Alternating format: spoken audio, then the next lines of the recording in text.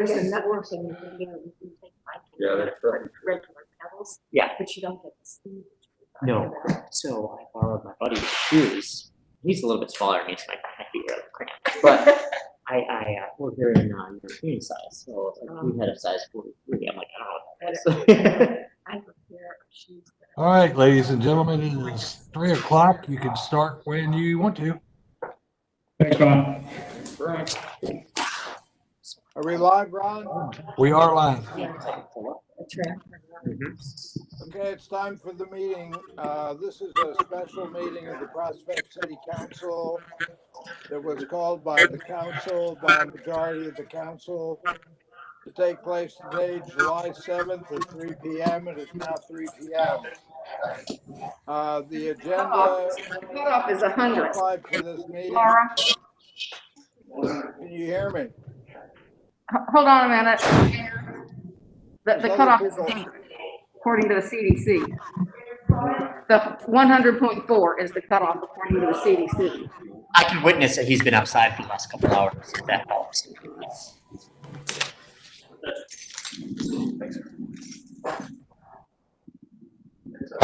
Is the council ready to start the meeting? It does not bother me.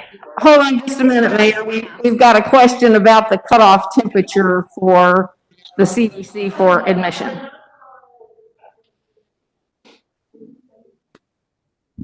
What is it? 100.4. Yeah, he's been outside playing basketball with the kids. So I told him I said, well, I was inside driving. So we need Yeah, give him a minute in the air conditioning to cool down. Could everyone in the council room please move their mics towards you, especially you, Sandra? It's a mile away. Yeah, it's super hot out there.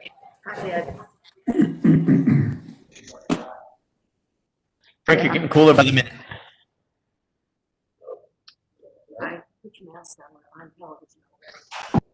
Sandra, please move your mic towards you, dear. What? Sure.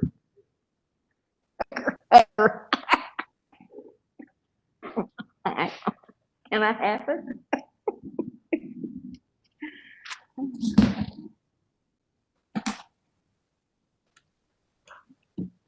Yeah, you ready?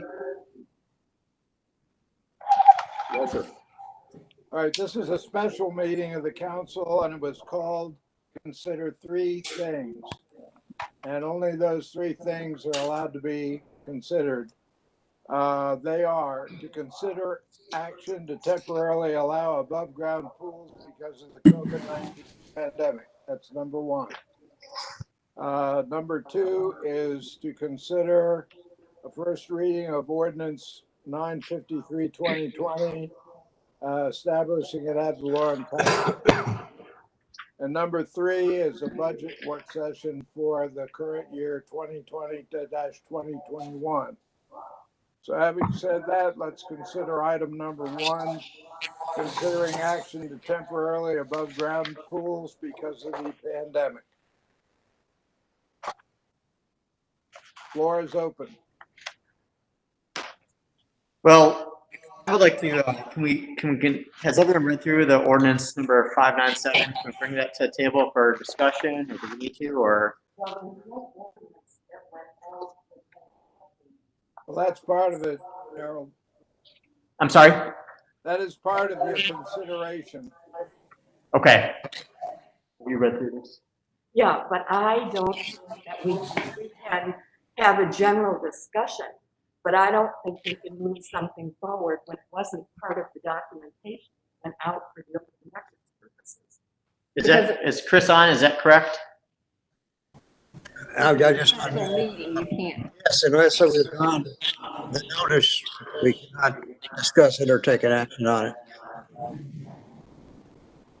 I'm sorry, Chris, you were cutting out there. Can you repeat, please? We cannot take any action on that, or really just discuss it or take action on it since it was not on the meeting notice. We can only take up those things that were on the meeting notice. But it Okay, well then, specifically, Chris, it specifically says, consider action. Was it on the meeting notice or not? I was told that on the meeting notice that,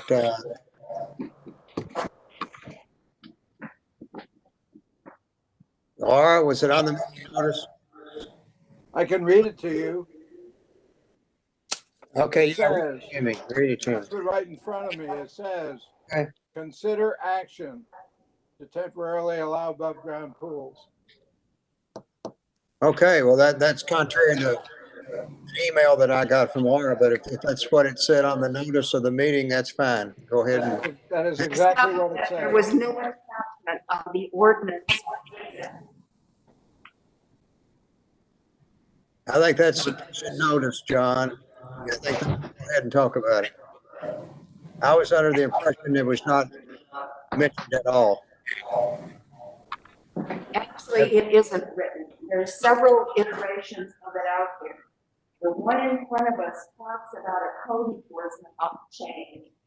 And it talks about the code enforcement officer having the right to negotiate a preliminary time for people to clean things up.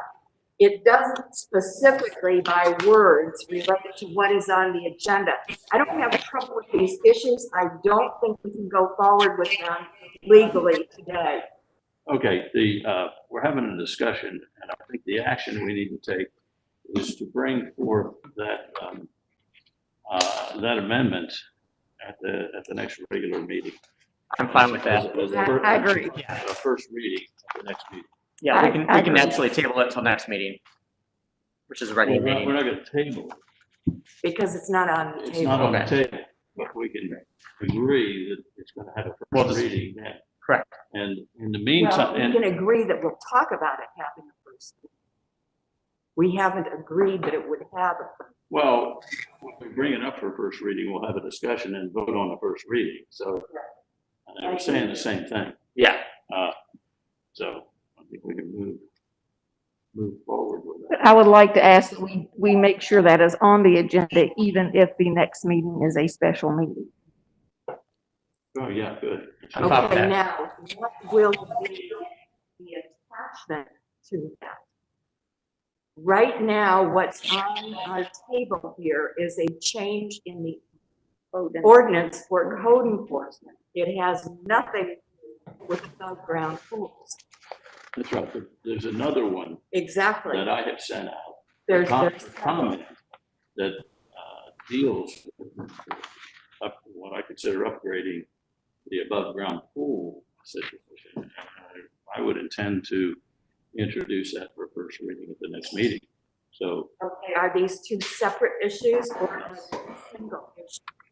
I think this is a more, this one that allows Waiting. the code enforcement officer some leeway in enforcement of any violation is different than defining what a wading pool is. I That's absolutely essentially agree. what the other was. So yeah, totally separate. So they're separate. So we are Some talking overlap, about two potential things on next time's agenda, is that correct? Yes. at least. Since I have been here a long time, I know that code enforcement has gone out and they have talked to people in advance of a citation and people have accommodated them. I'd like to know before we have our meeting next time, what has changed? Why is there a perception that there isn't any kind of preliminary activity before a citation? Well, I'm not aware of that perception. what's that? I am not aware of any such perception. Mike has always followed the course of trying to negotiate with whoever it is and usually successfully. And that continues to be his approach. Yeah, but the state statute says that we have to do it by ordinance. Allow him that freedom should be done by ordinance. So what we're doing really is cleaning up our ordinance to agree with the statute. Correct. If you look at 3909, section B, basically what's underlined, if you delete that, that's currently what you're supposed to go there, basically issue a citation for somebody that maybe the first time has a long grass, and maybe they're out of town or had a death in the family. supposed to issue a citation right there. With everything that's underlined added to this ordinance, allows him to go there, talk to them, figure out what the situation is, and allow them to clean up before they get a citation.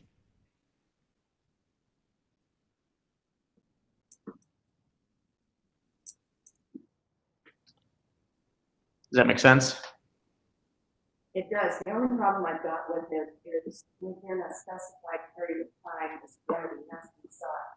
I have no problems with the concept. I'm all for it. I agree with what the mayor said. Mhm. And that, you know, there are mothers up around, I think, since I've been here. I would not like to create the impression that he's going to go out and say, get it done by next week, and we're going to zap you. In other words, I think that we need, when we're working with people, I don't have trouble with him giving them a time frame. I don't want it to become mandatory. Correct. Well, This is word for word for according to the KRS. law, the legal interpretation of law is he doesn't have that freedom right now. Correct. What this thing does gives him that freedom. You're saying that in some ways our ordinance is inadequate. I don't have trouble with that. I don't want to give the Gestapo. And This does and it- I think that this to does some the extent- opposite. Well, I think our perception is that I would like us to clearly convey that we're not trying to make it mandatory, that we create a specified time frame. Because of all the things you said, there are lots of circumstances. In other words, I think that at some point in time, somebody who supervises the code enforcement officer basically needs to sit down and explain the concept of what's Yeah. happening. Because this is a broad spectrum. This can cover anything. Go ahead. But when I first arrived here in 2012, we used to get them a warning notice. And in that warning notice, it would say that you were currently in violation of such and such order. For example, with grass. You were currently in violation. You have X number of days, 10 days, to correct this issue. If it's not corrected by this date, you will receive the citation for that violation. And then they usually corrected the situation without citation.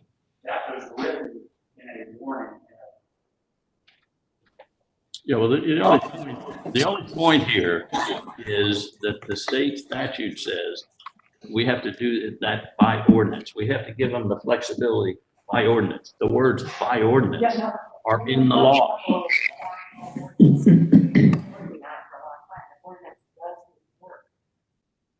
But we don't want to inadvertently create on the minds of staff something that's more pedantic. This is Greg. Can everyone hear me okay? Yeah.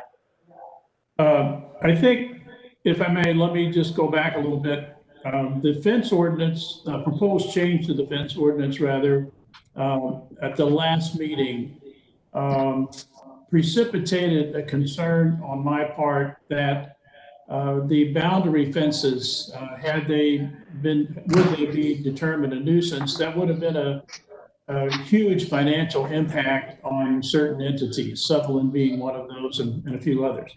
And so I found this KRS statute, and I don't have it in front of me right now, is under the 65 chapter, whereby time could be allowed. And I saw that as a solution to that. And I think that opened up the idea in all of our minds, actually, that this would be a solution. And I think when the pool, the above ground pool issue was brought up, that could it be that we saw this as a way to solve that problem too?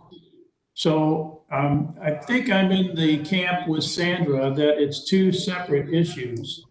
And I'm not opposed to discussing both of those at the next meeting, but I really think we have an above ground pool issue as one separate topic, and then whether or not we want to allow the enforcement officer to have this grace period And I agree with Frank that we have to do that by ordinance if we're going to give that to him. So I offer that as a help. Okay, moving on. Yeah, is the council ready to move on to the next item But there are at least, without objection? no, The next item, but we need to define what we said. I believe there are 3 issues that we have just covered. One is the pools, one is code enforcement. And the pool one may or may not bring in the ordinance that you've got. Yeah, well, the thing about these ordinances is, and we weren't very, I don't know, when we brought the fence ordinance up, for instance, and didn't give it a first reading, I think that might have been a mistake, because between the first and second readings, there's an opportunity to make changes. But they can't be significant. That's true. That's And the I think problem. what I heard at this forum was insignificant changes would have made no difference in the substance. So I think that ought to be brought to the fore again, and we go through the routine. And then if there are changes, we need to address them. And that's what this is all about. So there, we got 3. So we move to the next agenda item, or? yeah, that's what I'd like to do. And it is to consider the ordinance establishing an ad valorem tax rate.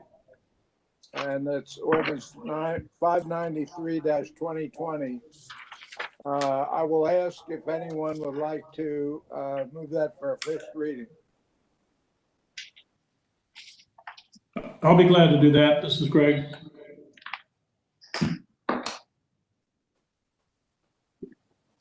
Can everyone hear me? Yes. Yes. Yes. Yes.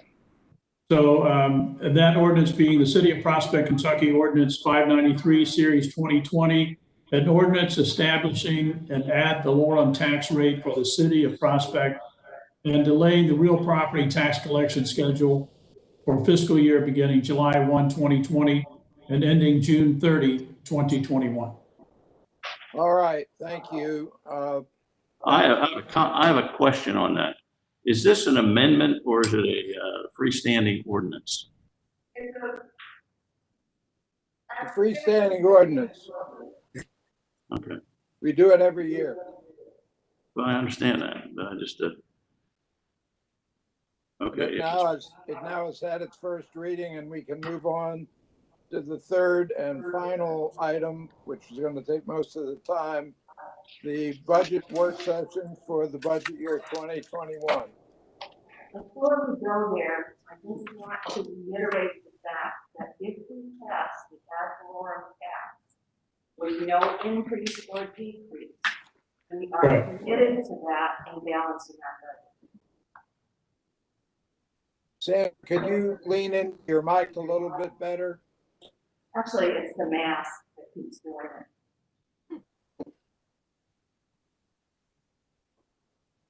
Did you hear what she said, Mayor? No, I hear you loud and clear. I hear Frank and Harold loud and clear, but Sandra, I don't. Okay, we're losing you towards the end of whatever you were just saying. You started to cut out and then we lost you. I think you need to lean in more. When you lean back a little bit, we're losing you. You talking to me? Yes, you, Mayor. Yeah, what I'm saying is that I can hear everybody clearly except Sandra. Okay, you can hear everybody, but You want to trade masks? No. Okay. And I'm the same, by the way. Sandra, if you would talk a little bit closer to the microphone, that may help. Certainly, what I said was that by bringing this ordinance full to a first reading on the ad valorem tax, we are neither increasing nor decreasing the amount. So that for the budget that we are working on, we are committed to balance the budget with the amount that's generated by the ad valorem tax rate. I'm sorry, you went out again. I don't know if it's maybe something with your microphone. It's gotta be the microphone. No, it's the mask. Anyway, what I said, I have another microphone now. What I said was that by doing this for a first reading, if we pass it, we are then committed to this amount that this tax rate generates by balancing our budget. We cannot go below it, or we could go below it, but we cannot go above it. In other words, we're making a commitment by this first reading. That's exactly right. But let me ask this question. We can have a first reading on this, but we cannot proceed to a second reading if we determine that this rate was not sufficient somehow. And we would simply have a first reading on a different tax rate, Right. right? Yeah. And is there time to do that, or what is our time constraint within which we would have to make that decision and meet the deadline for setting the ad valorem tax rate? Randy, I don't know the answer in terms of dates, but I do know that usually by this time, this has already been accomplished. I don't know if Laura knows, but Wait a minute. Let the mayor finish. I think we're getting close to cutoff date. Okay, it is my understanding there is some kind of a deadline for this. It has been advanced somewhat this year due to the change in the tax collections and other things. But my understanding, I thought from one of the KLC bulletins, was that there was somewhat longer this year.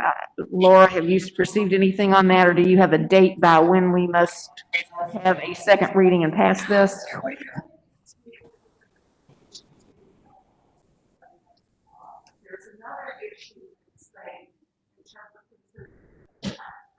Is Laura on? I cannot hear her.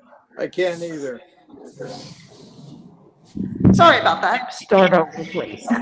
I need to get the ad valorem tax ordinance to the county PDAs by the end of July. Another issue, if we're considering changing the tax rate, we are limited by statute in how much we can increase it. I think if we increase it, that would bring in 4% more tax revenue than last year's budget. We have all sorts of guidelines we have to follow, which puts us well into the summer. So, right. Application rules Right. as well. So there really isn't time to increase it. Yeah, folks, this is Greg. Really, does anybody foresee a rate increase? I don't think any of us are thinking that would happen. So I don't see it as a big problem, really. Does anybody disagree with that? I hope not, Greg, for a lot of reasons. I would hope that we can come up with a budget under the rate that we currently have. But I don't think we are far enough along in our budget exploration and understanding at this time to make such a prudent decision. And I'll go ahead and make some comments now that I was going to make as an opening for the review of the proposed budget. I think from my experience and some of the conversations I've had with a few other council members is we are right now still at the point of questioning and learning and understanding what the individual line items in the budget represent or don't represent that we may have misassumed or misconstrued. And until we have a full and deep understanding of the budget, it is impossible for us to exercise our fiduciary responsibility to the taxpayers to give them a budget that provides the expected services at a reasonable rate, hopefully within the current tax rate. But I also don't want people to understand that although we have already gone through, for example, the police budget and we've asked a lot of questions, that does not mean that we left the meeting that day with the police budget approved intact as proposed by the staff at this point in time. I think we need to go through as we do the same thing on administration and we do the same thing on operations, and then take all of that together and among the council members, what are our priorities for next year? And then how do we shift money around Or is there a significant legitimate need that needs to be funded that we don't have funds for? And can we make a case to the electorate to do that? And I think we're just, I know you'd like to accelerate the process, and I would too, because I think we'd like to have a working budget for the staff as soon as prudent and realistic, but I don't think we're anywhere close. We have both the double whammy this year of the pandemic, which has slowed things down considerably. And this year, the staff did the budget with the mayor and presented to us, which is fine. But last year, we were able to fast track it somewhat because various of all the council members sat in on different meetings and had input along the way. So between us collectively, we had more depth and understanding of the budget when it made it to us officially than what we did this year. So we're still catching up in that regard. I will not be rushed on this because I see it as the singular most important issue that this council is hired by vote to implement and represent for the taxpayers for the city's good and operation. Quite well stated, Randy. So I'm looking at my calendar and I see that we have basically 3.5 weeks before we have to submit, the city has to submit that ad valorem tax. So could we not, Chris, go ahead and do the first reading, and then if we did have to change it, couldn't we do that at the second reading and Well, fall right in? you cannot make a substantive change to it. You cannot have the first reading and then change the tax rate. No. You'd have to start all over again. I hate to lose the, I'm sorry. Changing the rate definitely is a substantive change. So, but I would do it. Go ahead and have the first reading because I think it's 90% that you're going to go with what you've got. I can't imagine raising taxes in an election year, but that's your all's job, not mine. Right, and even if we didn't pursue it, we would just, let's go ahead and do the first reading and allow that to happen today. And then if we do see that a change is needed, then we'll just have to do another first reading with a revision later on and try to catch up. Exactly, great. Okay. I have a question. Could somebody explain to me why the idea of possibly raising the tax rate is on the table? Because I don't understand it. We came in this past, well, the fiscal year just passed, we came in very significantly under budget. I don't get it. So I'm asking, why are you even raising this issue?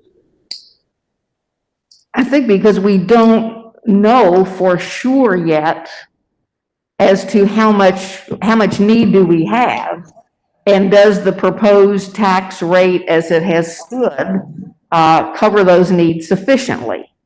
We don't, as a council, have enough depth of understanding in each line item of what is or isn't covered. And so we want to make sure that some of the things that we have, wanted to include or move forward has the funding there. If it doesn't, then we either have to shift funds from someplace else, take it away and move it someplace else.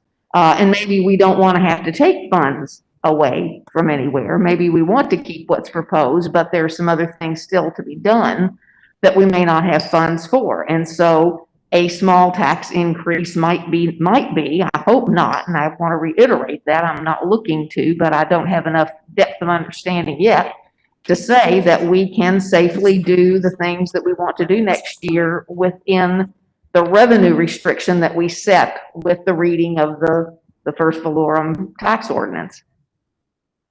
This is Greg. It's been a good discussion. I'd like to go ahead, though, if it's all right, and move that we bring the ordinance number 593 series 2020 to a first reading vote. Mayor, if that's okay with the council. We've already done that. We've already done that. We're not going to lose anything by going ahead and doing it. Greg, I think you've already done that. I think Frank. We have. We have. We have. Could we vote on it, though? Could we, or do we need to have more discussion? You don't vote on first reading. The first reading is just that. Oh, I'm sorry. Okay. The only vote that will occur will be at the second reading. Very good. So you're done with that, I guess. And we can move on to the discussion of the proposed budget. Okay.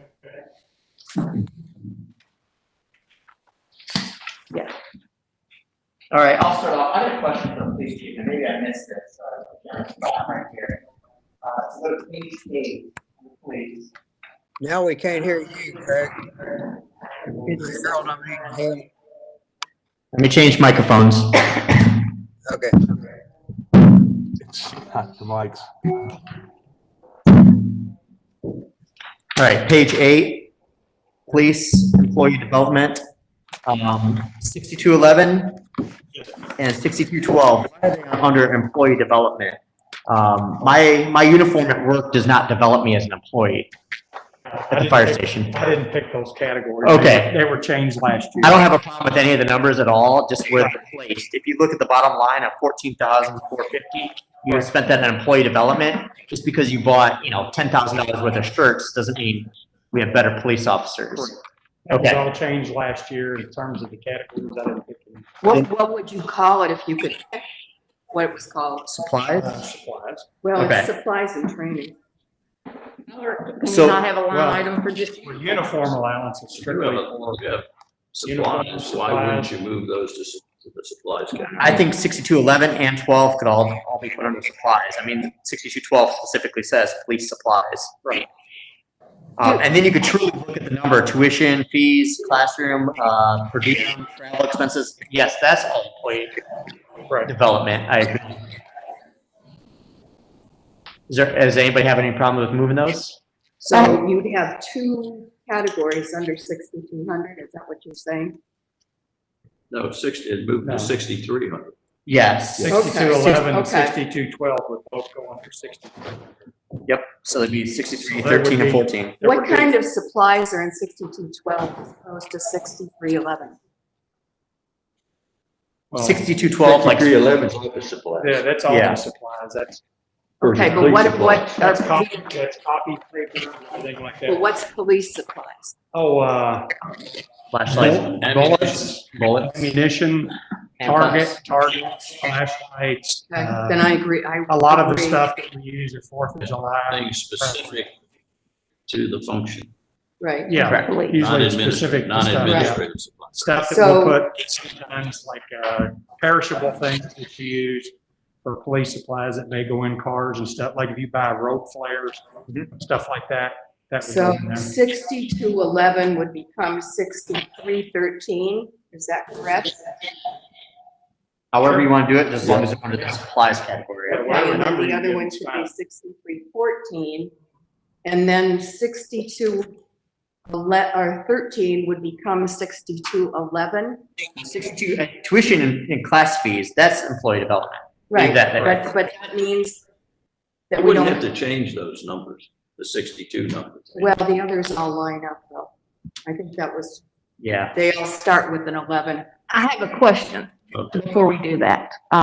Do we get any type of subsidy or funding or reimbursement for uniforms like we do for other aspects of the police department? And if so, then would it be No, we advantageous don't get to, reimbursement for uniforms or whatever. They just wear out. And okay, we set aside X amount of dollars for each person, like for the regular full-time people. We generally block, and they don't use it all the time.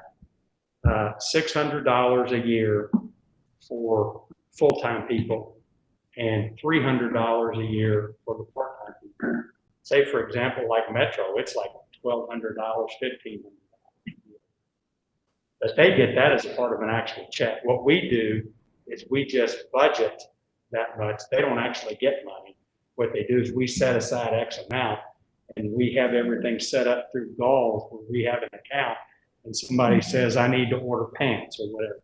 Well, the pants are $75 a piece for a pair of pants. So if you go through 3 sets of pants or whatever in a year or whatever, if you have 3 sets, then you're already at $300 nearly. And the shirts are, they're a little bit cheaper. They're about $67. Just for the shirts. and I don't have a question about I know, but I mean, the it's- amount. I just didn't know if this was something where if we put it in a separate line item, we could then show some kind of a recoverable if there were other sources of revenue that helped offset that. That No, was, not- that was not what in I was going to, but no, I think having it somewhere under supplies, yes, is much more helpful And than that's how putting it that under one's play different. development. And we We're do- thinking and about- We do keep the uniform one separate than other police supplies because of the way that we have it budgeted per person. And then Jill keeps track throughout the year because when it's billed to a certain officer, internally, we bill it to a certain officer budgetary wise. And then so we know when somebody has expended whatever it is that they have. And then so at the end of that time, then they can't really order anymore for the year. Do you have the flexibility within that? Because it sounds to me like you budget it where it's like up to 600 per full-time, up to 300. Right. I'm just trying to Like think. the first year is usually a disaster because it costs way more to equip. Well, that's why I was asking. And So and you- a vest, and every 5 years when you get a vest, if we can't get a vest, now vests a lot of times are recoverable. But they're only recoverable up to about $500. And a vest right now with an extra carrier, and you like that because you sweat like pigs in those vests. So they get multiple carriers, which is the outer garment that wraps around the actual vest, and you get extra ones. So they're about, the going rate for a decent vest right now is about $675. Wow. The state rate may give you about $525. So they make up the rest of that money with their uniform allowance. So, and vests are only rated for 5 years. And then after 5 years, the manufacturer says, well, we don't guarantee it. Well, nobody can technically guarantee a vest anyway, but they say we're only going to say that it's good for 5 years. And then the materials, the Kevlar and everything like that, they tend to break down. I assume that you've looked at who will be coming up on 5 years on their vest. So that We have a funds couple, in we have a here. couple that are, but actually right now there's a pretty good rotation that we never get hammered by that. I'll never come to you and say, we need more money this year because of the vest, because we absorb it already in those costs. And so you shouldn't see it unless the state gets rid of this program that they have where they get vest money. But right now, like the guns that are confiscated out in the state and they go to the state police and then they sell them at auction, which seems a little ironic to me, but anyway, those guns, when they get sold, that money goes into a vest program. And that's how police departments can buy a vest. So, which seems like a vicious cycle to me. We're gonna sell guns to the public so we can go to vest to protect the policemen so they don't get shot for the The same public, gun that we just sold back. Yeah, I think they call that irony. What is the COP material? That's chief of police. No, it's a community-oriented policing materials. You know, the stickers that we have in the back windows of all the parks? Yeah. That gets split up. Every year, those decals that we put in the windows that go out with the tax bills, every July or August. It cost us about $1,700. And we take that out of 2 different accounts. Why? Because one account won't pay for the whole thing. So we've actually they were doing that when I got here. So. Why isn't that just a general administrator? I would think it is. I wouldn't think that would be the police. The police are the ones that pushed for that years ago. To be able to, like when you're on patrol or whatever, at 2 o'clock in the morning, and you see a car moving in the middle of the night, it's nice to know that that's a resident that's out at 2 o'clock in the middle of the night, as opposed to just somebody else that's driving around. So that's a little bit helpful. We don't go out at night. I do. Oh, do you? Yeah, yes. What's the other account where the details are? Let's see. It also comes, I think, out of the police supply budget, I believe. Couldn't we just put the total cost of the stickers as another consumable under supplies? But not in a police, under the police.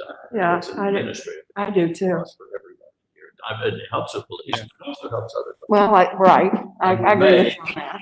May some use it as an entrance. And the other to thing the under, parks. and the other stuff that we get out of the COP supplies or some of the stuff we give away at 4th of July, like if you're giving away pencils. Or the stickers. fingers, you know, the fingerprinting was a big deal Yeah, back when you did it like 4 or 5 years ago. right. That was a big deal. People would It ask was, me. but about our that. machine broke and to replace it was gonna cost like $4,500. And we were only printing, as it turned out, about 15 a year. And I thought that that was an outrageous cost for 15 a year. And we can, and it's become a thing of the past, but the sheriff's office does it at the Kentucky State Fair, and even they don't do it that often. So it was I becoming. mean, this is downstream, but could we get them to do it at our organization, our, parade festival, et cetera? Oh, on 4th of July? Yeah. Well, we have a pretty good relationship with him. I'm sure we can Okay. probably It's, arrange it's it. out, it's out I there. mean, yeah, they have given us volunteers every year. I'm sure that they could probably. Just people have asked me about this, and what it's, are they gonna fingerprint the kids anymore? And I said, Yeah. I really don't know. That was, people like that. Right.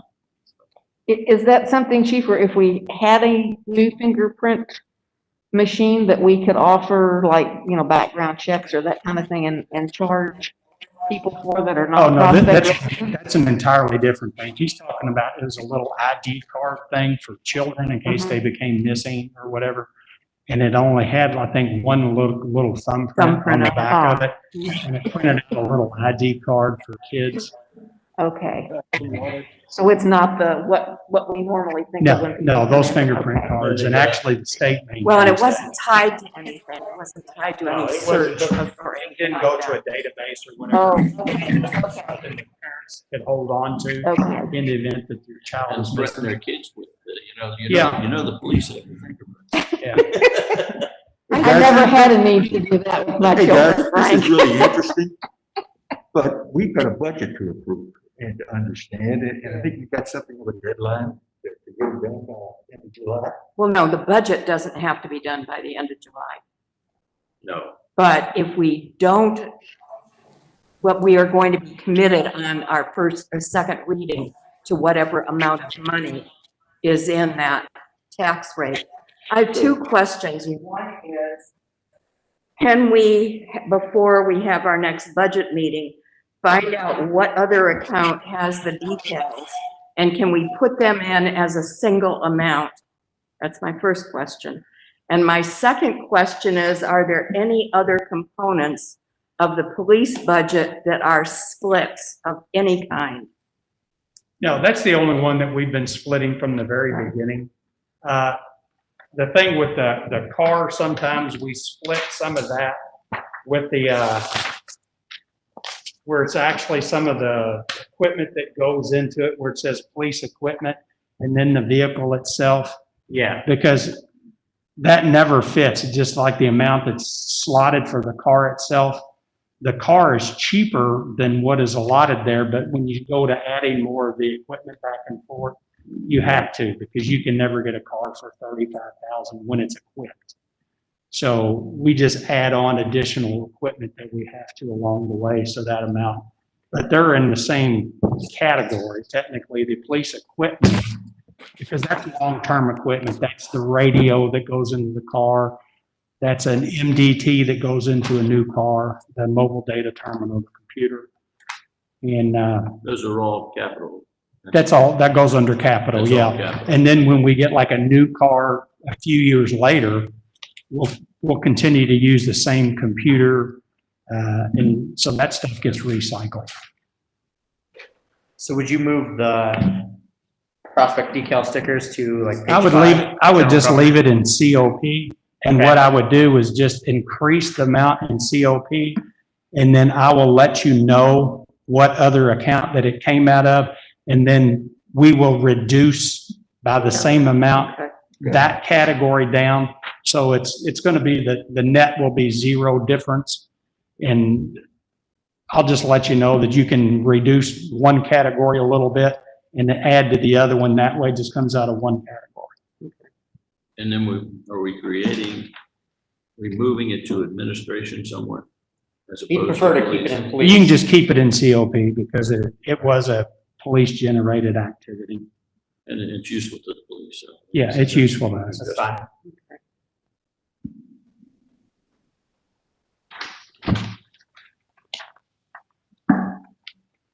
I like it, it's a good one, so, what I understand is that, we're trying to move the supplies and the materials under the supplies heading and keep, the employee development separate for that. So what I understood was that we would move 6212, police supplies, down to 6300.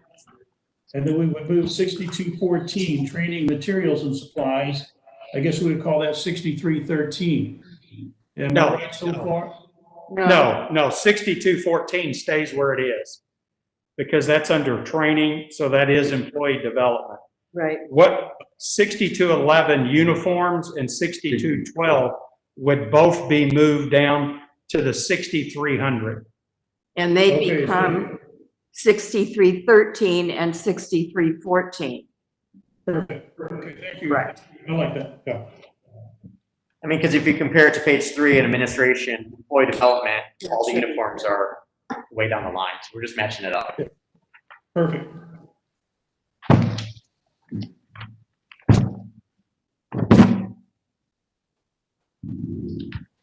What's the difference between police telephone and mobile?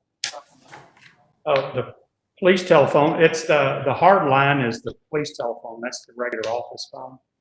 And the mobile telephone is we maintain a regular mobile telephone for upstairs for if any officer wants to just check out a mobile telephone instead of using their own. And also for the mobile data terminals, every one of those, it's an air card that goes in the computer, and that's how they're able to use it remotely. And each one of those air cards, they're from Verizon. Each one of those, for the 5 computers, they're $40 a month, each one of those cards. And that all falls under the mobile telephone. It's because it's Verizon Wireless. That's who we're billed through, and it comes on our Verizon bill. So now the police telephone is in the administrative budget, right? Yeah. Just because the way the bills are. Yeah, I would imagine they're not separate. It's not just the way we talk about that. So we've got like 8 different laws. Do we pay taxes on that service? I mean, my Verizon bill's got You mean the utilities? a page of taxes. Do we, as a government entity, do we pay taxes on our telephone bill? I haven't looked at my Verizon bill. I think we have to. Pardon? What'd you say?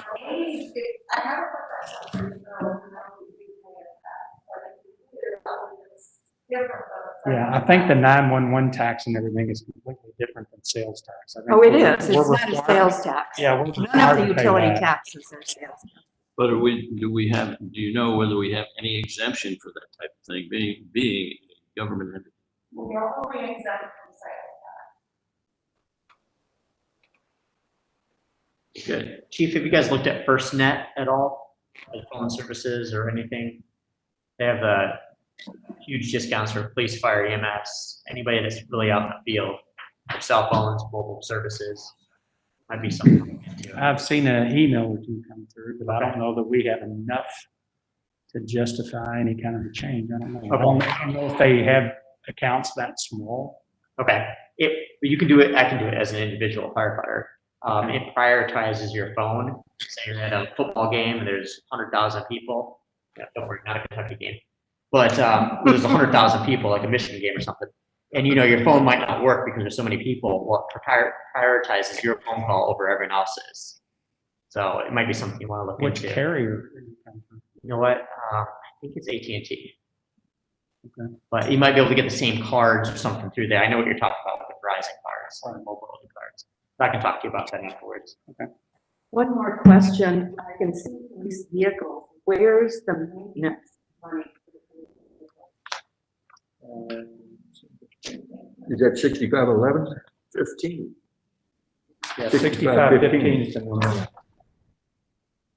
Yeah. 6515. And it looks like we're getting more money than was budgeted last year, but less money than you spent for this year. Correct. Is the budget realistic?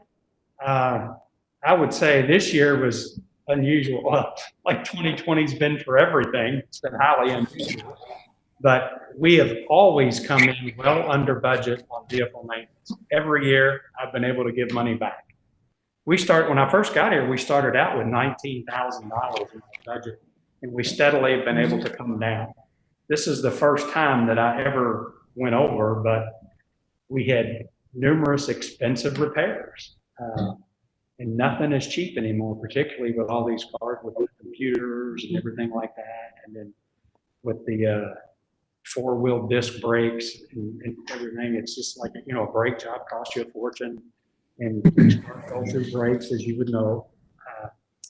And we had a transmission go bad, and I was used to paying, on the old county police days, we could get a good transmission at Walker Farm for $800. That $800 transmission is now $4,000.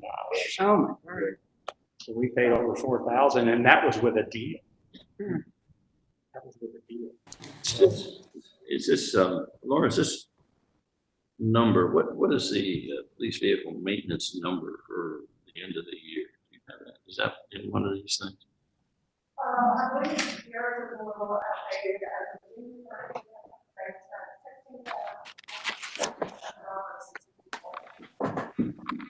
So, and it's not what I'm looking at, 14,000. The question, a note that we got, that you applied a credit to that, I think to that account for the money you received for the car you sold.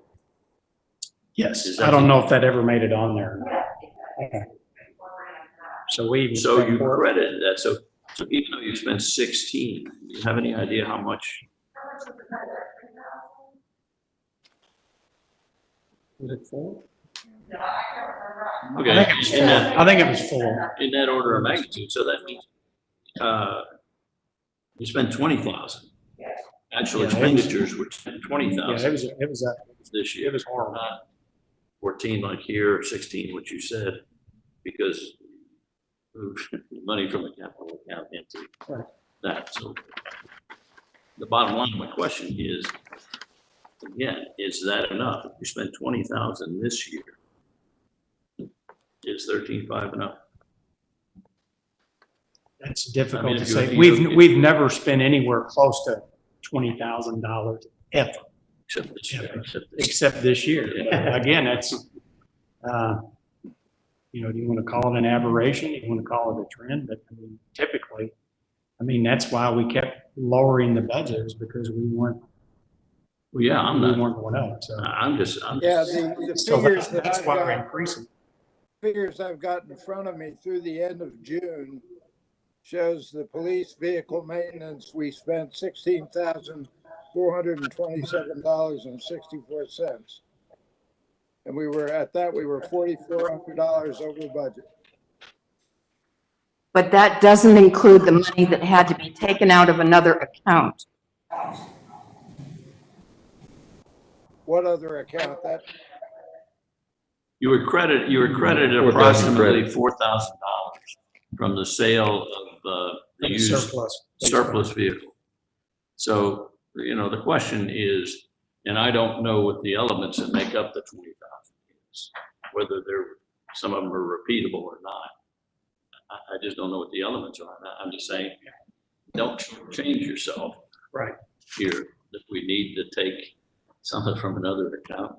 Yeah, the police are very important. That's why you're going first. What do you feel comfortable with 13.5? If not, speak up. Well, while you're moaning and groaning, I was going to ask the same question on furnishings. You have no money there if you need to buy furnishings. I'm sure furnishings are things like desks and chairs. Yeah, and we're pretty good on that, because we've replaced all that within the last year or so. Okay. Within the last couple of years. We've got all the chairs and things like that. Yeah, I'd just like to make the point that Chief Sherrard was involved at every step in the preparation of this proposed budget. So everything that's in here, he said, okay, came from him originally.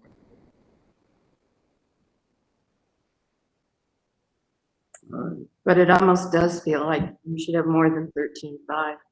In the maintenance budget. Right.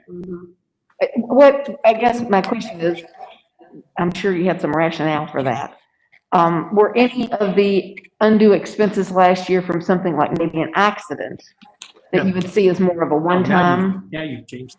Well, no, I did not mean to do that. They You know, were that not. might be a one-off No, they type were thing. just, And our fleet is not gonna be any younger except by one vehicle next year, right? I mean, is correct. that a fairly? Correct, but we generally, I mean, by replacing one every year, we kept our fleet at a reasonable mileage compared to other places. Until 2020.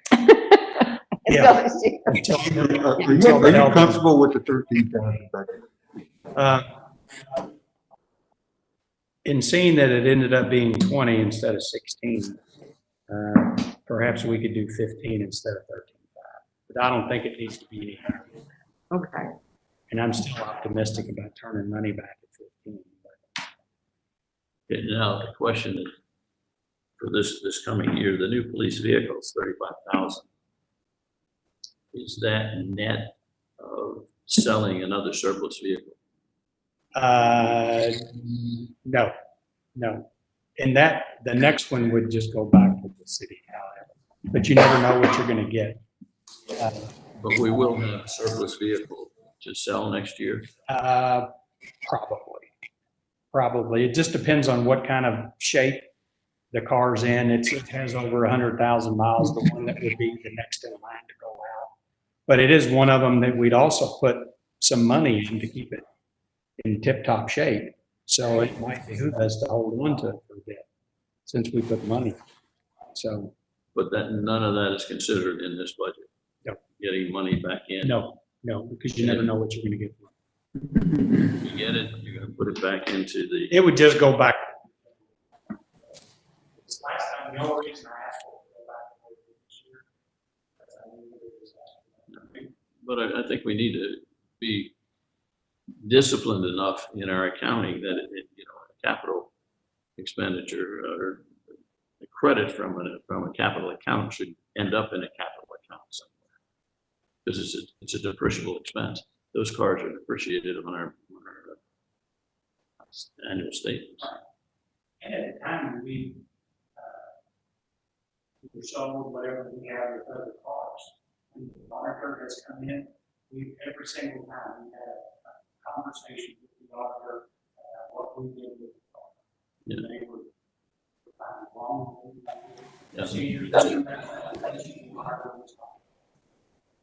Every single time we had a specific discussion, the auditor came in.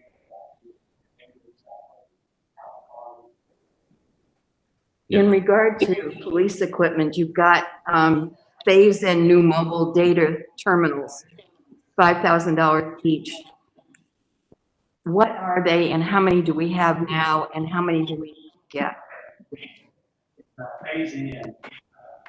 What we have now, there's 5 of them, different cars, and cars, they go out. It's the actual computer that fits in the car. The computers that we have now, they're somewhat dated in the fact that it's the Windows-based system, the Windows that they have.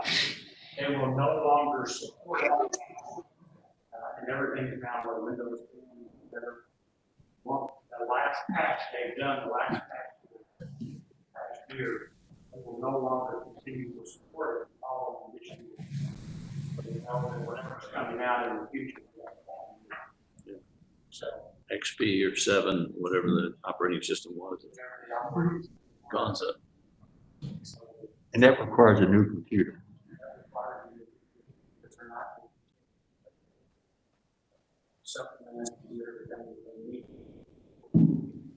So everything.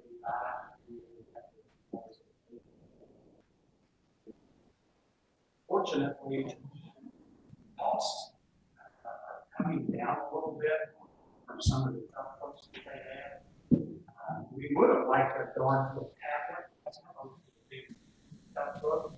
However, the tablet is not supported by Louisville Metro. See, we have to go by their rule that actually supports us with all the NDT stuff, so we have to work out our rule. What kind of data is being transmitted? I mean, that's how they run all the NCIC, Lincoln NCIC. That's how they all test it. Okay. So it's the only So we have to have communication device for giving them that kind of information.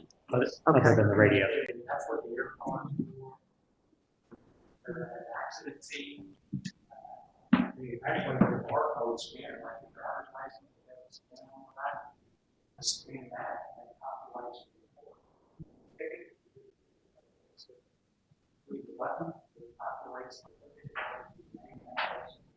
If there's an outstanding warrant. Uh-huh. We started using iPads on all of our fire units, which is really nice. If you switch apparatus, you just take it out, you go into the next apparatus, and you're free to go, and it's got cellular on it.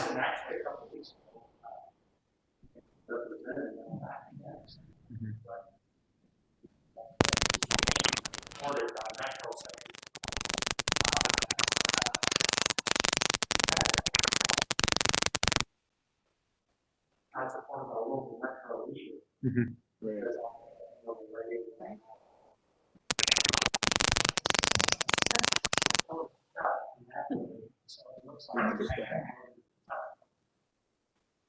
But the price of the ductwork now, brand new, is cheaper than And they're probably all solid state drives and stuff. It's just, you can plug it there in the house.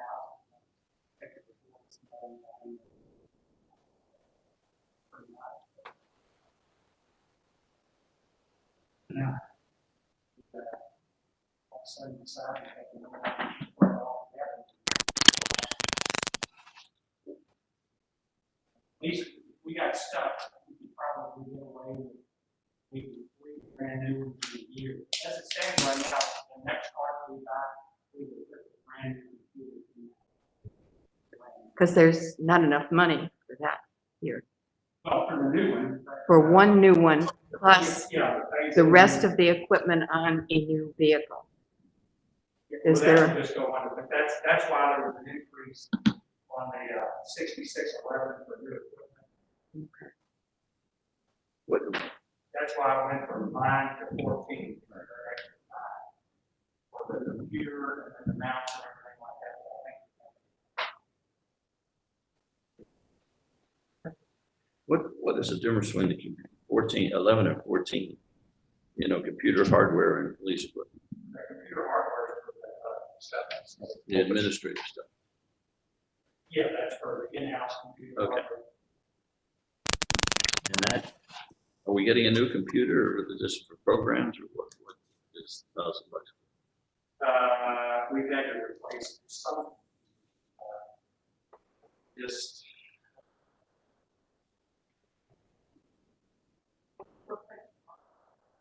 Yeah.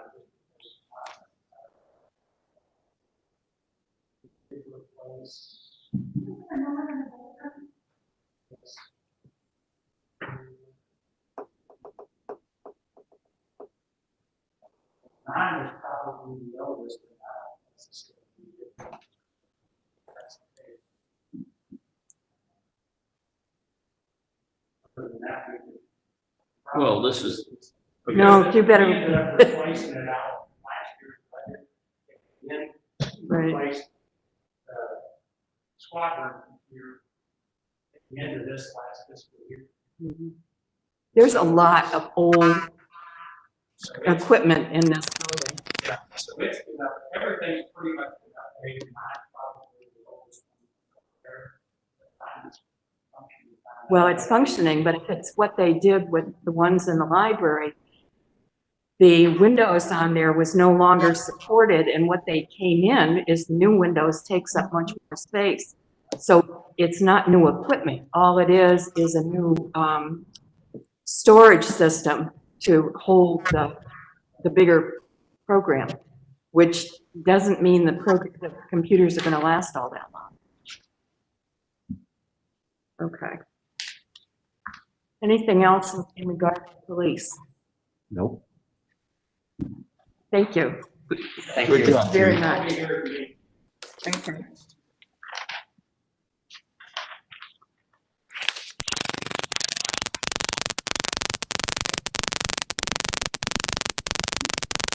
Any idea what that sound is? Greg, mute your mic for a second. It was my, whatever.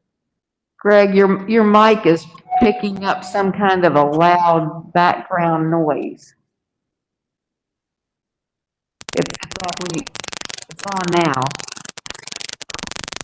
Turn your mic off again and see if it stops again. Okay, it stopped now. It started now. It's still, we can't hear you, but we can hear this like staccato. Okay, now it stopped. Can you hear us, Greg? It started again. We cannot hear you at all, Greg. When you take the mic off of mute, we get this loud staccato sound, so we can see your mouth moving, but we can't understand what you're saying because of the background noise from the mic. But as soon as you mute your mic, then we lose the annoying noise. Unfortunately, we lose your voice also. I don't know if this is something Ron can address or if it's strictly on your end.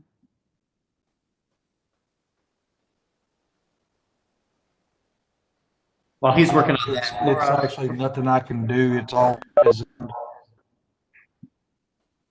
Okay. while he's working on that, Laura, we're kind of in the same situation with public works, employee development. Uniforms are under employee development. I know we don't have a supplies category, but is there a different category uniforms can be put under? That's what it is. Where are you? On page 11. Oh, page 3, it looks like. Are you in No. maintenance or general administration? I'm on, well, so, sorry, my budget's updated. I'm under public works.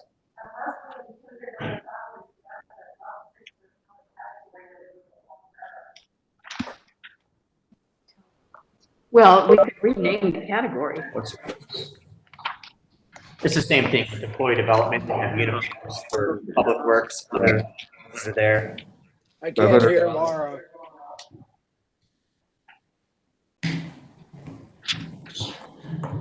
Hey, folks, this is Greg. How's it doing now?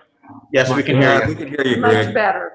Much Okay, sorry better. about that. I can't hear Laura. She is not talking.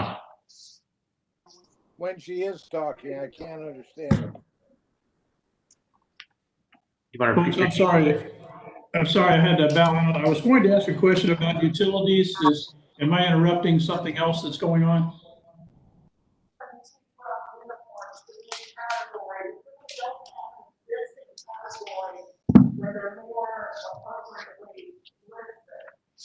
Where do we have their supplies?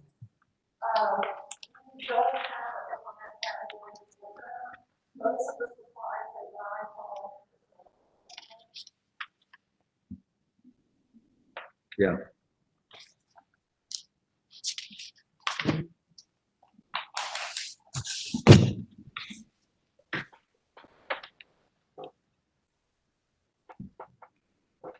They wanted to have, it's coming out of facilities maintenance.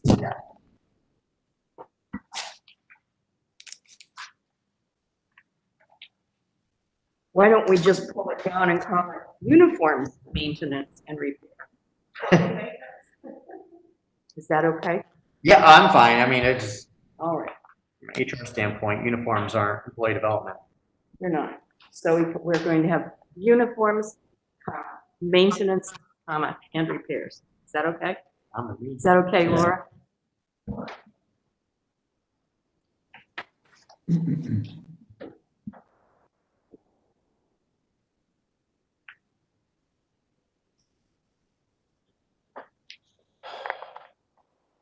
Are we finished with that part?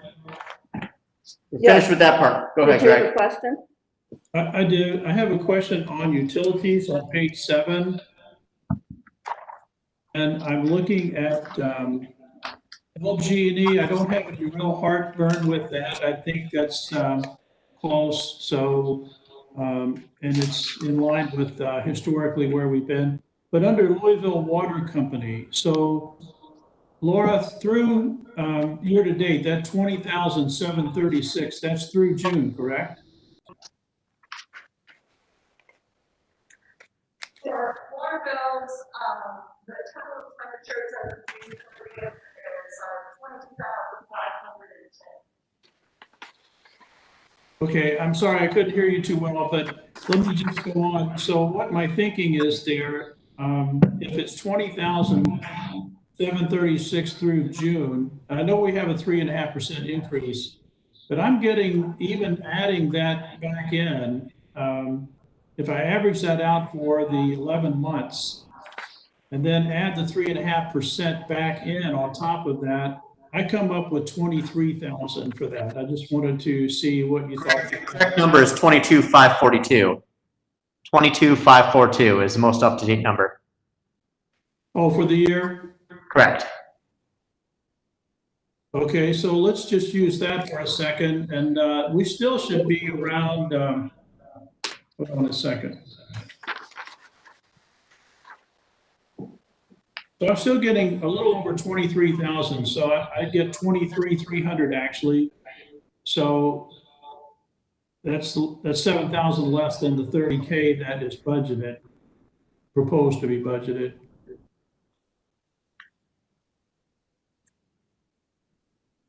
It looks like that might be high.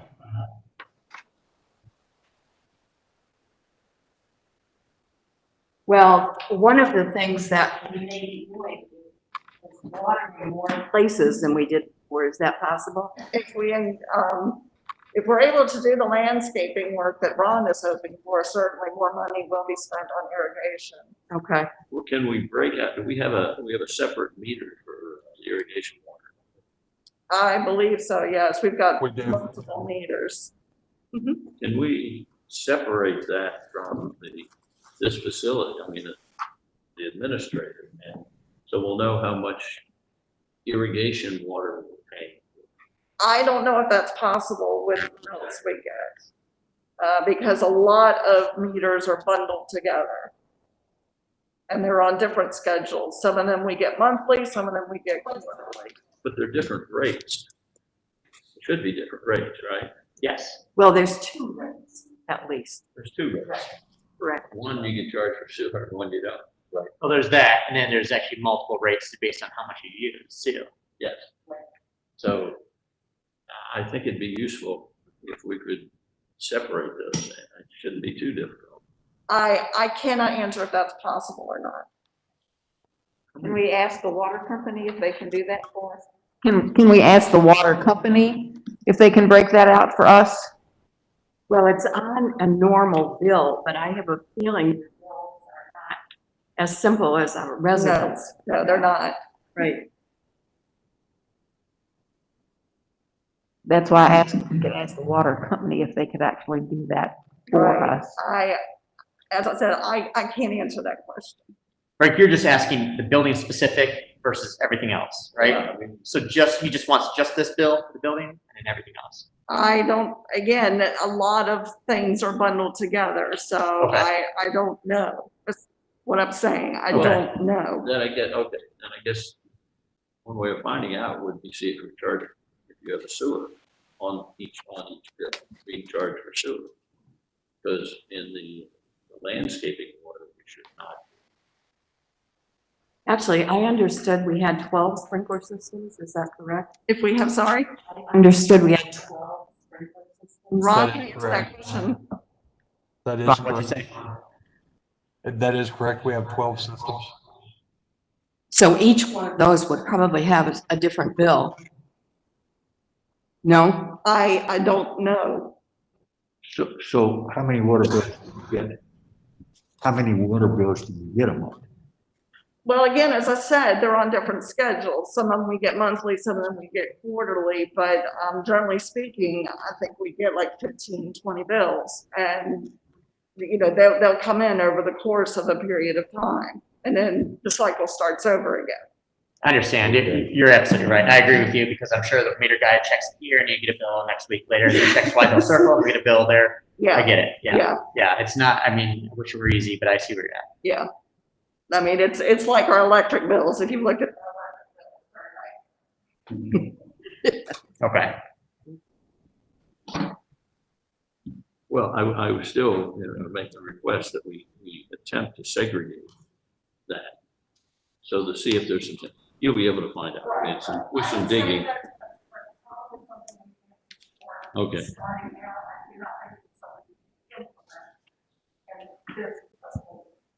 Well, and the sprinkler system, I would imagine that this building and the sprinkler system for this building may be on one bill. I don't have trouble with that. I mean, I don't think we'd have to get so detailed that we'd have to try and break that out. And I'm not positive they've got a separate meter. Is there a sprinkler system here at the building? Yeah. Is there? Okay.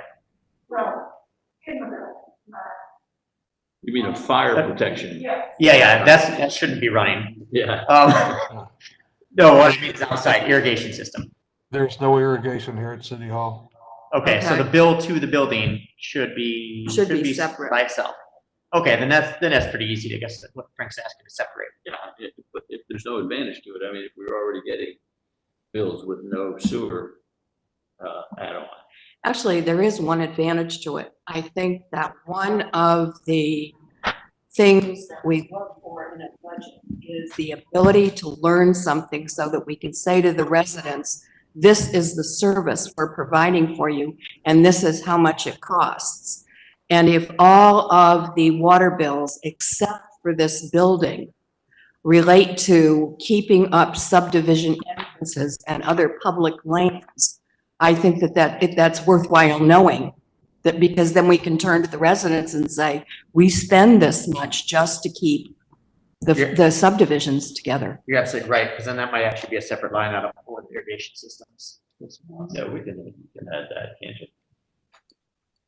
A good place to start, Laura, is to make sure that every water bill we're paying sewers. And that's a sewer bill for every water bill. Well, we would pay sewer if when the installation was done, they didn't delineate what it was for. I know that on my street, there are houses that their sprinkler system is a sewer system also, because they were installed before that option was available. That option only became available. So it says that could be an opportunity. Yeah, exactly. But if we can add a line item, which would show irrigation expense, that would be important. I think that would help. I agree. So the $30,000, we comfortable with that, or we see that as a reduction opportunity? If we're going to do more sprinkling, I don't see how we can reduce it. No, And that's one of the areas where we have is things that relate to subdivision entrances, electricity and the sprinklers. Yeah, why aren't the subdivisions paying for that? Because they never have. Well, and some subdivisions themselves don't have HOAs. For example, Hunting Creek, unless you happen to live in a certain area with an HOA, there is no mechanism to collect the money from the people that are in the subdivision without an HOA. Yeah. Well, because they're old. I mean, they were the first ones that were developed. But these other ones were put in by the developers and turned over to the HOAs.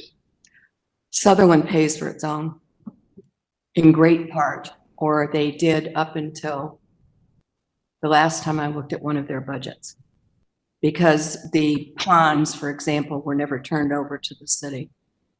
Now, if there's any bills that we've been picking up for them. It's been within the last 5 or 6 years.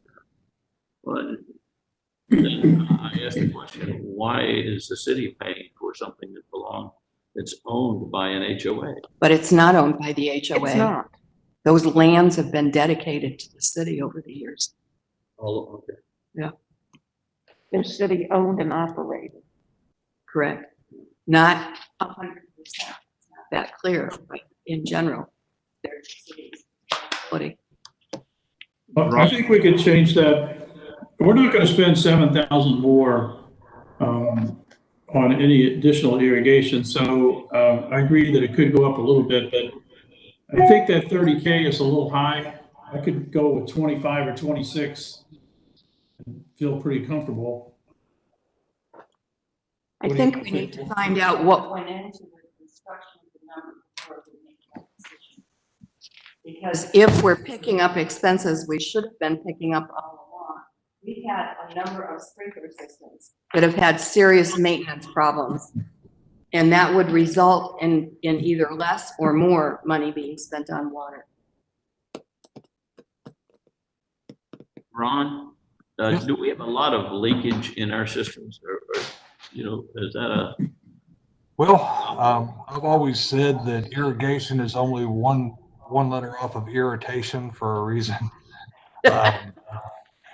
They do, we have a lot of damage to the heads. That's almost a constant thing. We'll go through 15 to 20 heads a year from being either A, run over by traffic, or being broke by landscapers, or etc. Usually on average, we end up with 1 or 2 busted pipes a year, which are a little bit more major. They're an ongoing expense, that's for sure. When we have a broken pipe, for instance, what's the time frame for getting to shutting it off? There's automatic shut off, or is it? Actually, usually within an hour, we can get them shut down. We're now using a system that I can control them by my phone. Last year, I shut one off from Texas, which was pretty handy. And that was within 10 minutes of getting the phone call. With the phone call said you had a leak, or was that? No, it was a call from the police department. They told me one was running and wasn't supposed to be, and I got on my phone and shut it off. So Ron, does that line item for Louisville Water Company include the cost of replacing sprinkler heads, turning the irrigation systems on in the spring and off, and replacing or repairing busted pipes? No, that's all under irrigation, which would be. Oh, okay. Irrigation, 7713. $2,000. 7713. So the Louisville Water Company is strictly Louisville Water Company bills, Laura? Okay. What's done?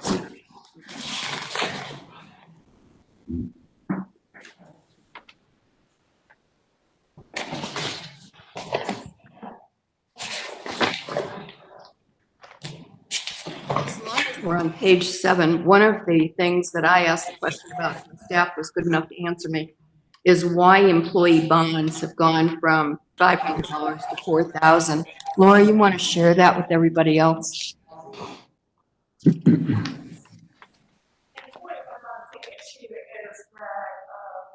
Laura, you need a mic here.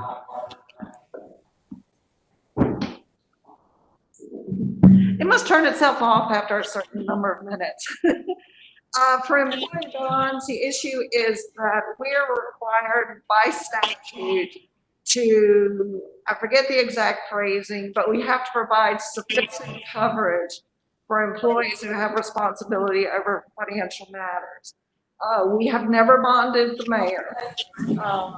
As city clerk, until this year, I've only been bonded at $1,500, or actually, I think it was a little bit more than that, but it was a ridiculously low number. And we just started bonding the bookkeeper at a high level last year. The mayor and I are check signers. Currently, Ron is our 3rd check signer, but we intend to transition to have the bookkeeper be that 3rd check signer.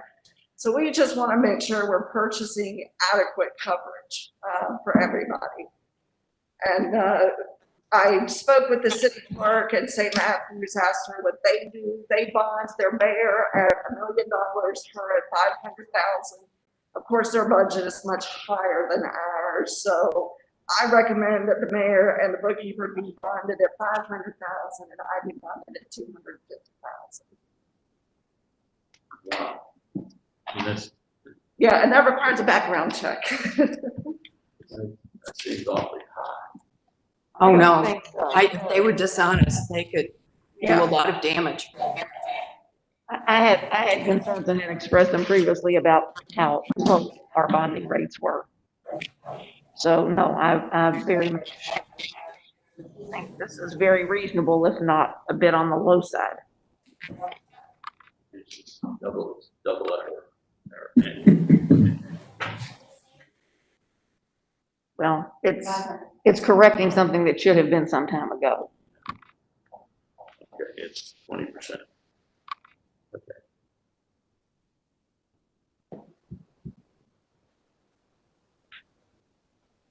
Ron, LG&E, 155,000, the majority of that is lighting, power for lighting.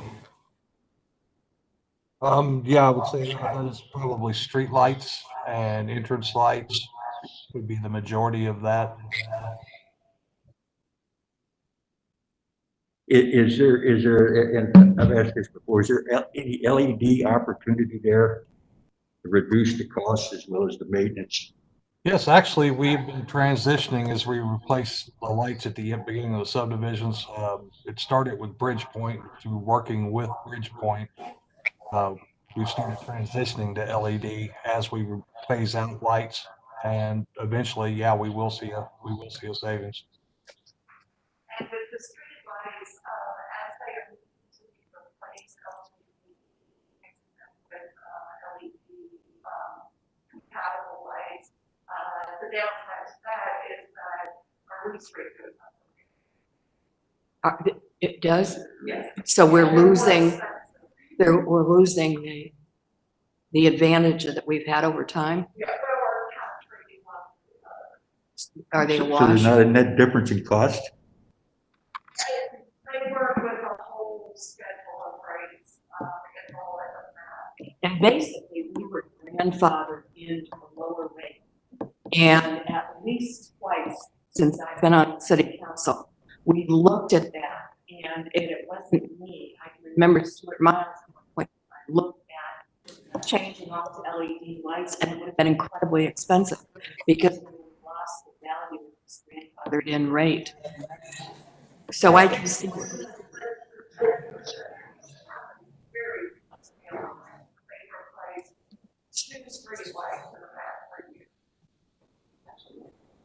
That's just too much, or is it the structure itself? The whole pole. The post Yeah. and the light Because and the lamp. one of them is off the end of my street, and that was a very big deal.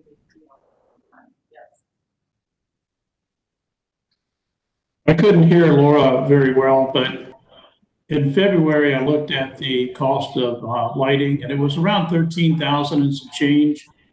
And out of that, approximately 10,000 was for the street lights, and I think there are 145 street lights. And Sandra is right that they are grandfathered, but the way to define that grandfathered term is that we basically are leasing those light fixtures from LG&E, and that lease rate stays the same. So we will always pay for those until we remove them. Because it's like the old fashioned telephone that they used to lease from the phone company. So it's that same type of philosophy. So I don't think that rate would change unless we removed street lights. It should stay the same. Well, it Now, there are some minor increases because of taxes, and there's all kinds of extra charges in there. But as far as the pole and the light itself, that part stays the same. That's not what I heard you say. It's Hold on a second. when the pole went down, somebody crashed into the pole at the end of my street. When that went down, they had to replace the whole fixture. That is no longer a grandfathered fixture. From what I was told.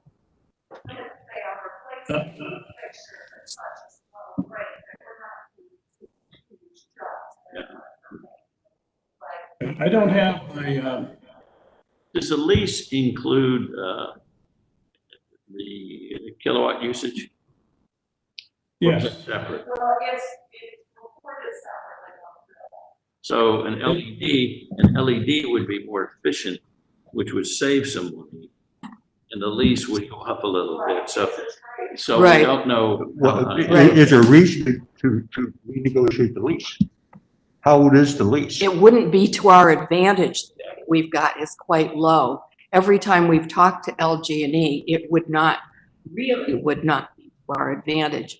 And when you're talking about what's included, we pay for the electricity in the lease. But over LED is uses substantially less power, and maintenance is if a regular light is every 5 years, maintenance is every 20 or something. So it should be a lower cost LG&E. And As you get Power into usage. transition. Right. So it says, maybe we need to talk about, if this lease was 20 years ago, things have changed a lot. The rate we're paying is that old rate. That's what she's telling us. They're replacing it, but then the fixture is going to go to the higher lease rate. And that's why it's pretty much a wash. Well, but if you can get a change in the lease rate based upon the change in technology, which is basically what I'm suggesting. It's a question Actually, to address as LG&E. we have the differences between LED charges for lease and the older ones, and there was not a huge difference to. They may not need spending as much, but they weren't passing the savings on either. This is a copy of the bills. I don't know if you can see it. It's about 5/8 of an inch thick. This is the copy from LG&E for the month of February. This, as a matter of fact, is dated February 20th, 2020. And the total amount on this was $13,437.75. So again, approximately 10,000 of that was for streetlights. So back to Frank's question, does it include the kilowatt hours? Yes, it does. However, and I got into this, it's extremely complicated because what they go by is every street light has a different rating. And when you get that street light first installed, LG&E does that for free. Of course, you're paying on a lease forever after that.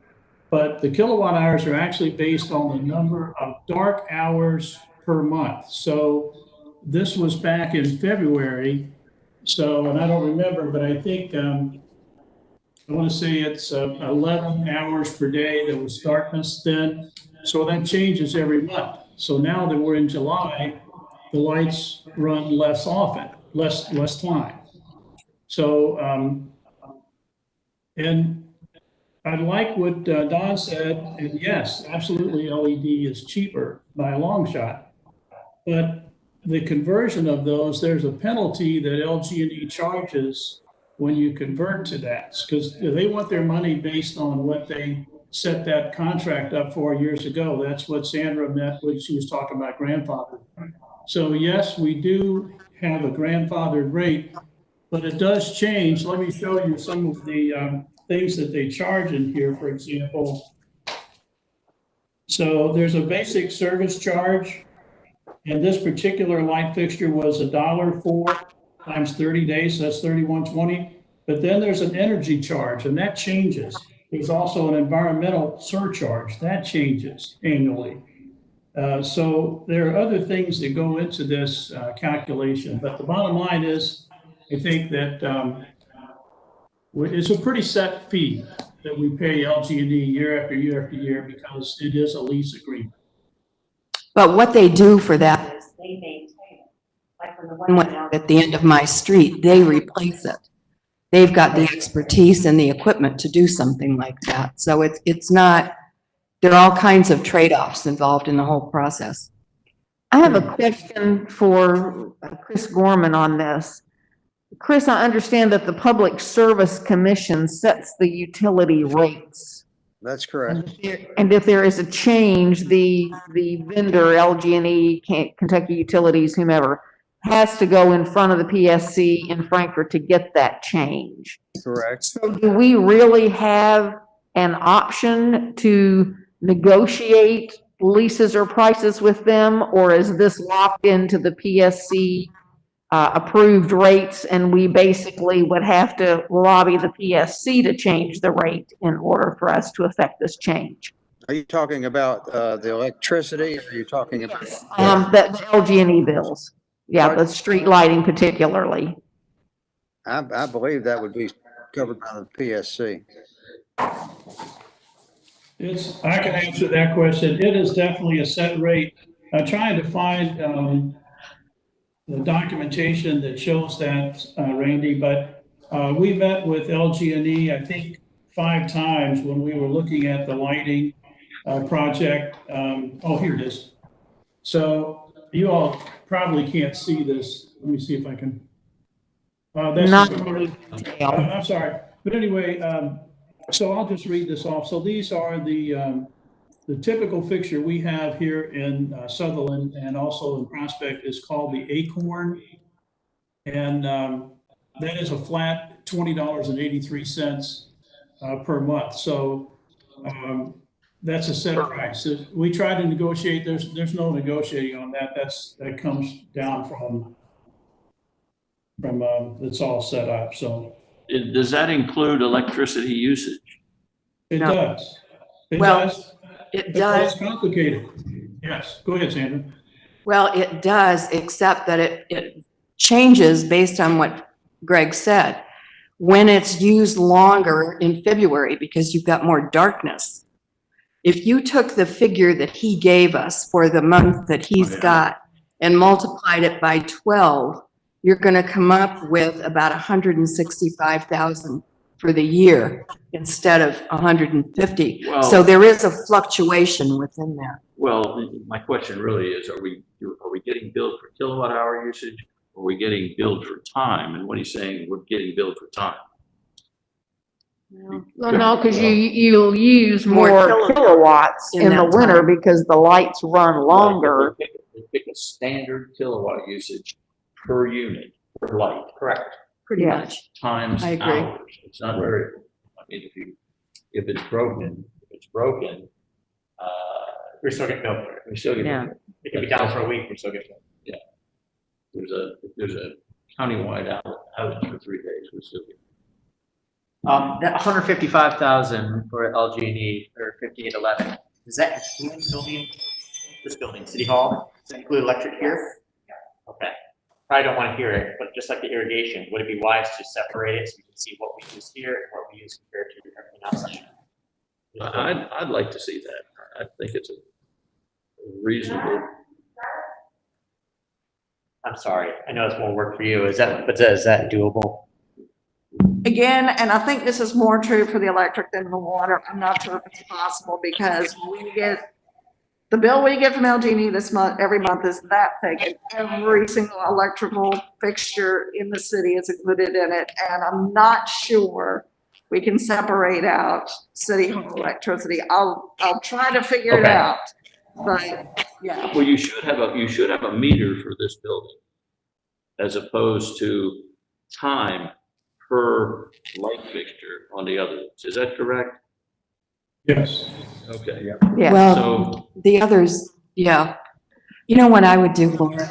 I would consider, just like he does, printing 1 month, 2 copies, and give one to Harold and one to Frank.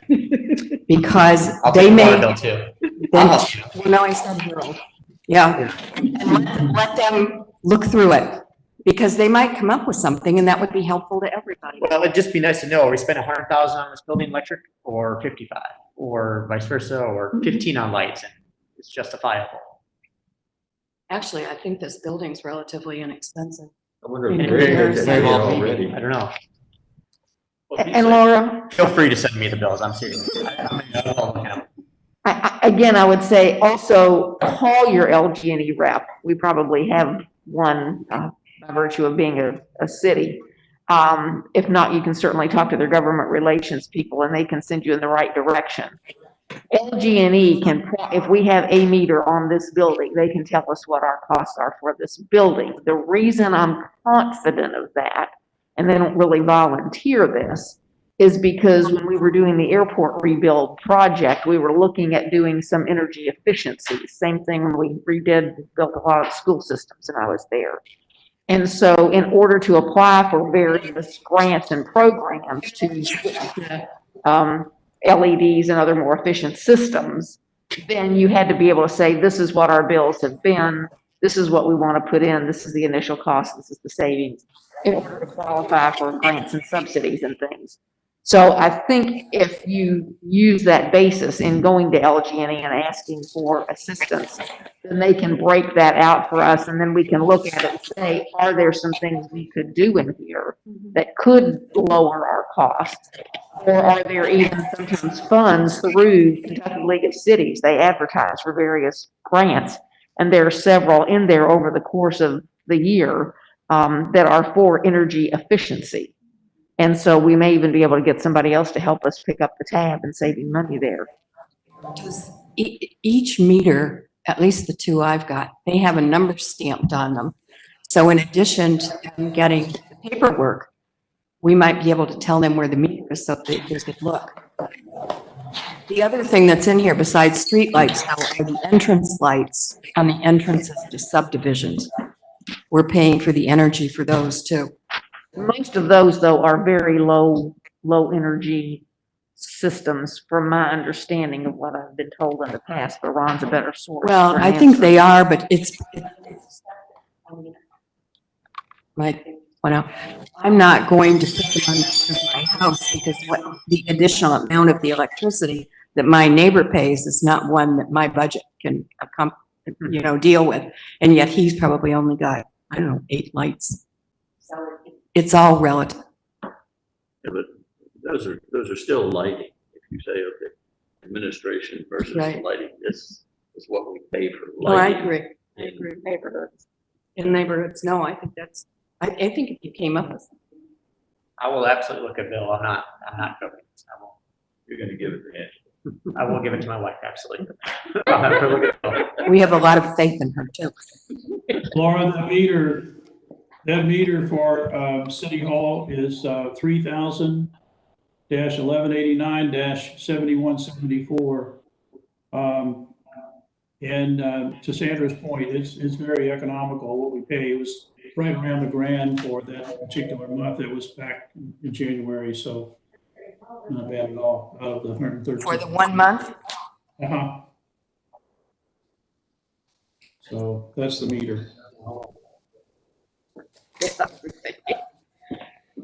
Laura, I have a question for you. We have utilities and we have LG&E, we have MSD with the water company and telephone. It says local and long distance.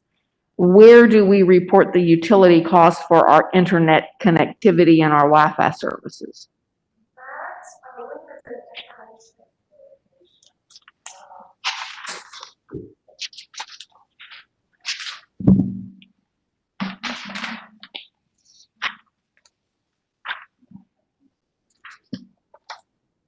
Actually, you're right, it is. It's combined, it's bundled in with IT services. In the police budget? No. 5711. 5711 on page 6. And I believe it's the $300 a month. I think we pay $295 a month to Spectrum. I think the 300 a month. So what else, if internet and Wi-Fi is $300 a month, what's the 1,225 and the 100? The $1,225 is what we pay to Lang for monitoring our servers and our firewall and making sure we're protected and everything's working the way it should. And $100 a month is for households. For public. I think we talked about this before. In that category, I think the $300 a month belong in utilities, administrative utilities, and the house watch should be in the police budget.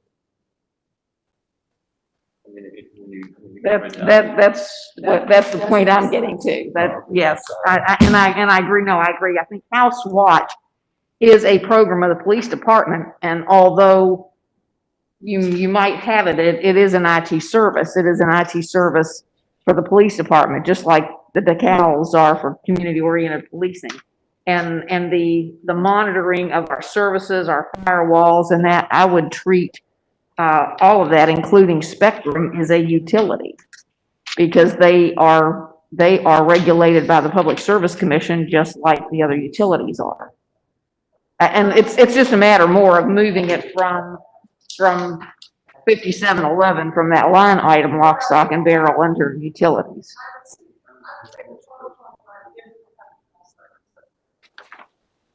I'd agree with that. But the other two, I think there's a sound argument for placing them elsewhere. Well, except compromise as on the that. police chief just said, and he doesn't have a microphone, the House Watch goes through our website. Go through the city website. All we do is check the houses. Okay, connectivity and everything of the house watch goes through the city website. All we do is access it. We check the house. We don't go. Either way, that $100, whether it stays in IT services or moved to police, doesn't really matter. I agree with Frank on the utilities. The internet Wi-Fi should be removed to utilities. It's a recurring fee. I agree. And that's Thank you. really just a matter of moving it from that Yep. to another line item, is what I'm Numbers change. suggesting. Yes, thank you. Because it really isn't professional, No, it's not a professional service. but neither, I guess. I have a question about the audit. I know we've applied for some funds to reimburse us for costs related to the pandemic. We have a committee that's looking at possibly applying for and receiving funds from KIPTA to do some lighting. My understanding and recollection is when we had the more federal and state grants that we received at the school board and the airport, the more the audits were, because they had to then also do the audits that are required by those grants for reporting purposes. So do we think, with what we are projecting the audit to be for the coming year, that any additional grants or revenues that would come in would be covered under that estimate? As far as the coronavirus relief funds are concerned, if I remember correctly, the Rand DOJ said that we have to receive, I believe, I can't hear Laura again. I can't either. cuss on YouTube, I'm sorry. The man at DLG, I think he said that we have to receive $750,000 or more in federal state monies in order to necessitate the higher level of auditing. Certainly, as far as coronavirus relief funds, we don't qualify for that much, and at this point, we haven't applied for that much. So as things stand right now, and of course, this is for last year's budget. Next year's budget, we may find that we have to prepare to pay for a more high-end audit, and we can deal with that in next year's budget. But the 8,000 is for the budget year that just ended. Okay, all righty, thank you. But it's also the amount going forward. And the jump in 5714? I believe that's correct. The 0 to 28,000? 5714, engineering, surveying, architectural, what all does that encompass? John? Yeah, that is connected with the group that is studying putting lighting along US 42. And that is the anticipated cost that we can identify of doing the preliminary engineering and surveying for that project. Okay, is there anything else in that amount, or is that all for that one project? There's not anything here that deals with like repairing leaks to roofs or anything? No, that's it. Okay. What about some of the other things that we talked about in regard to maintenance for this building or the parking lot? We have no money in the budget for any of that? For the parking lot, no. What was the other? Well, there's some places within the city that we've looked at. There's a culvert on Hunting Creek Drive, for example. But if your answer is there's no money for any of that.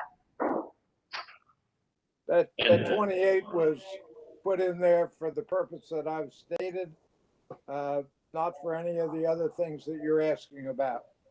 So there is no money for any other kind of engineering, surveying, or architectural services anywhere in the budget. Is that correct? I believe so.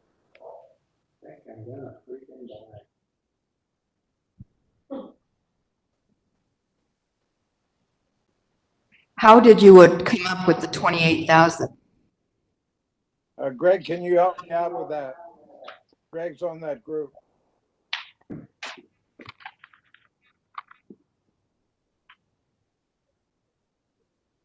Well, I can see he's talking, but I can't hear a thing.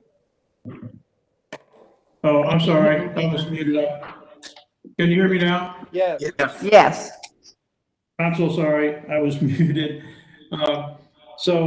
That came from her. I know we did some work and talking to some engineering firms, but I don't know which ones they were. How much money have we asked for? You mean talking about from the lighting group? Yes. Okay. Again, I'm going to rely on Greg to correct me. Greg and Herb went to KIPTA and we applied for a grant, but we didn't get it. They granted 7 out of 10. We were number 8. The comeback from KIPTA was that they thought that it would be beneficial for us to engage in a design study, and that would cost us some money if we get it and do it. It would extend over 2 or 3 years, and then having the design study under our belt, go forward again with the request for the grant to accomplish the project. Now I've kind of lost the thread of your question. Well, how much is the design study, and who would pay for it all? There again, it would be a 80-20 arrangement with KIPTA, and I'm trying to remember what our share of that would be, but it would be at the maximum, it would be $75,000. So the whole design study is 75,000? We don't think it'll be that high. That's the maximum. Yeah, can I jump in? This was put in when we didn't know that we were not going to get the entire package, entire grant from KIPTA. That just came about maybe a couple of Fridays ago. So there's a whole lot to say here, but let me try to crunch it down. So KIPTA came back, as John said, with an alternative. And it's attractive because when we met with the Kentucky Transportation Cabinet, it became very apparent how much they know about Prospect and how much they know about US 42 and the needs that exist on US 42.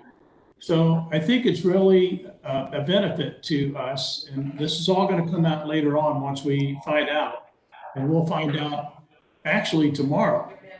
There's a meeting tomorrow, but it won't be officially announced until the 23rd of July. So KIPTA came back with the recommendation because we finished just outside of the money, frankly. There was a request for 50 million against a budget of 28 million from KIPTA. So we finished just outside of that. But KIPTA came back and said, well, we think that a good full study of US 42 would be great. And if we did that, it would certainly weigh in our favor when we went back.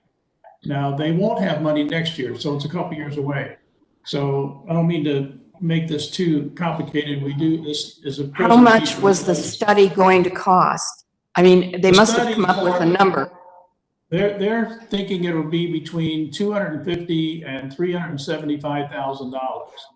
Of that, we would pay 20% if we approve it, of course. So now if that all happens, we might not, well, it depends on what we do. If we borrow that money, money is so cheap, that's a whole other conversation. Okay, but 20% of that is $50,000. It's not 28,000. What KIPTA said is to do a full study would take somewhere between $250,000 and $375,000. So let's say it was let's say it was $375,000, then our portion of that, because it's an 80-20 grant, as John said, would be $75,000. That's what it would cost us. So that could be done at any time in the next 5 years. But then what's the 28,000? I'm not hearing you, Sandra, I'm sorry. What is the 28,000 for? That was put in before we knew that this KIPTA offer came back. That's been in before we knew that. We need the 28,000 this year for the KIPTA offer? It depends on what the council wants to do. John, I'm going to go out on a limb and say what I think. Let's say that the council, I kind of hate that this has come up about because this really needs to be explained in fully detail. But anyway, let's say that the council approves this study, and let's say that it costs $375,000. Then our portion of that is going to be $75,000. So do we pay for that out of our current funds? And if so, then that 28K that's there could be used for that purpose. Or do we not? Do we go and we borrow money? And it's a very good time to borrow money, so you can kind of tell where I'm leaning. So if we were to do that, we wouldn't need 28,000 in this current year. So I think we just don't know right now. Greg, question. On that 75,000, do you have to pay all of that to KIPTA in 1 year? Is this like a 1 year grant? And so you have to come up with 75,000 in that year, or is this a grant that can be spread over 2 or 3 or 4 years and spread out the 20% over a longer period of time? Yeah, the latter, and that's a really good question. The latter of that is true. It can be spread out. So the way it works is that as the invoices come in, the city of Prospect would be responsible for that entire invoice. But then, and within 30 days, so we're told, we then submit that invoice to KIPTA for reimbursement. So let's say that in the first month, let's say that it's $30,000. We're going to pay that $30,000. We're going to submit that for reimbursement to KIPTA, and they're going to pay us 80% of that back. So it would go on. It's not all, it doesn't all happen at one time. It just depends upon the length of the project. But we have to float the cash flow and then they reimburse. So it's not really a grant where they're fronting money and then we're paying a portion. We have to pay all of it and we get reimbursed. Correct. That's a pretty heavy. So we might need more than $75,000 available from just a cash flow perspective. Yeah, your point's well taken. Has your committee, has your committee done any backtracking with some of the other small cities that have gotten KIPTA grants to verify that if we accepted this grant and did it, that indeed they do get reimbursed in a timely manner of 30 days? Yes. Yes, absolutely. We had a very good meeting with the city of Jeffersontown. And as you may know, Mayor Dira is also on the board of KIPTA. So, but anyway, when we met with Mayor Dira and other people with Jeffersontown, we asked that very question because that was a key concern to us. The answer is absolutely, it's not a problem at all. Okay, that's good to know. But this grant has not been issued to us yet, right? That's correct. And the time for it is 23rd of July, is that what you said? Actually tomorrow, Frank, there is going to be a meeting. I can't participate, but I can listen in. I know John will listen in. I know Herb is also going to listen in. And it will be a meeting of the KIPTA folks. I don't know how many there are. There may be 10 of them.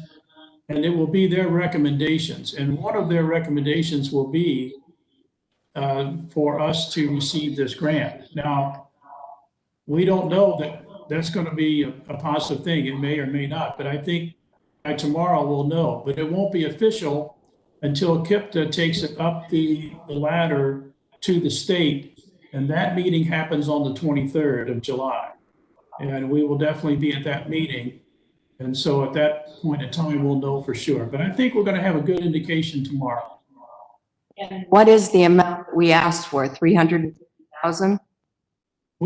A good question. We really didn't ask for it. We asked for a whole lot more money than that to do the lighting along US 42. It was close to $4 million, to be honest with you. And so KIPTA came back and said, you know, frankly, it's a great project. You all did a really good job. We think you do need the lighting. We'd like the safety aspect of it. By the way, it wasn't just lighting. It was guardrails and rumble strips and a whole lot of other things that improved the safety on the very dangerous hilly curvy section of US 42. So I'm very proud of that. Anyway, KIPTA came back and said, you know, as good as it was, there's some other projects that were ahead of us. And they got the money. We came in tied for 8th place, so we were told. And they ran out of money after the 7th place choice.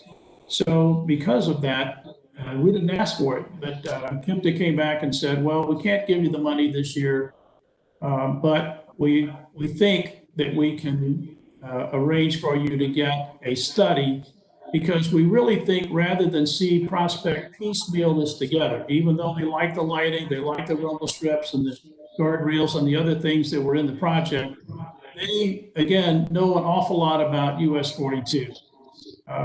There are engineers, Tom Hall being one of them, a very, very impressionable guy. And he was talking about all that he knows about US 42. And we were amazed. They know a lot about US 42. They know that there are 35,000 cars a day, and they know that we have needs for extra lanes, and they know what's going on in Oldham County with all the traffic.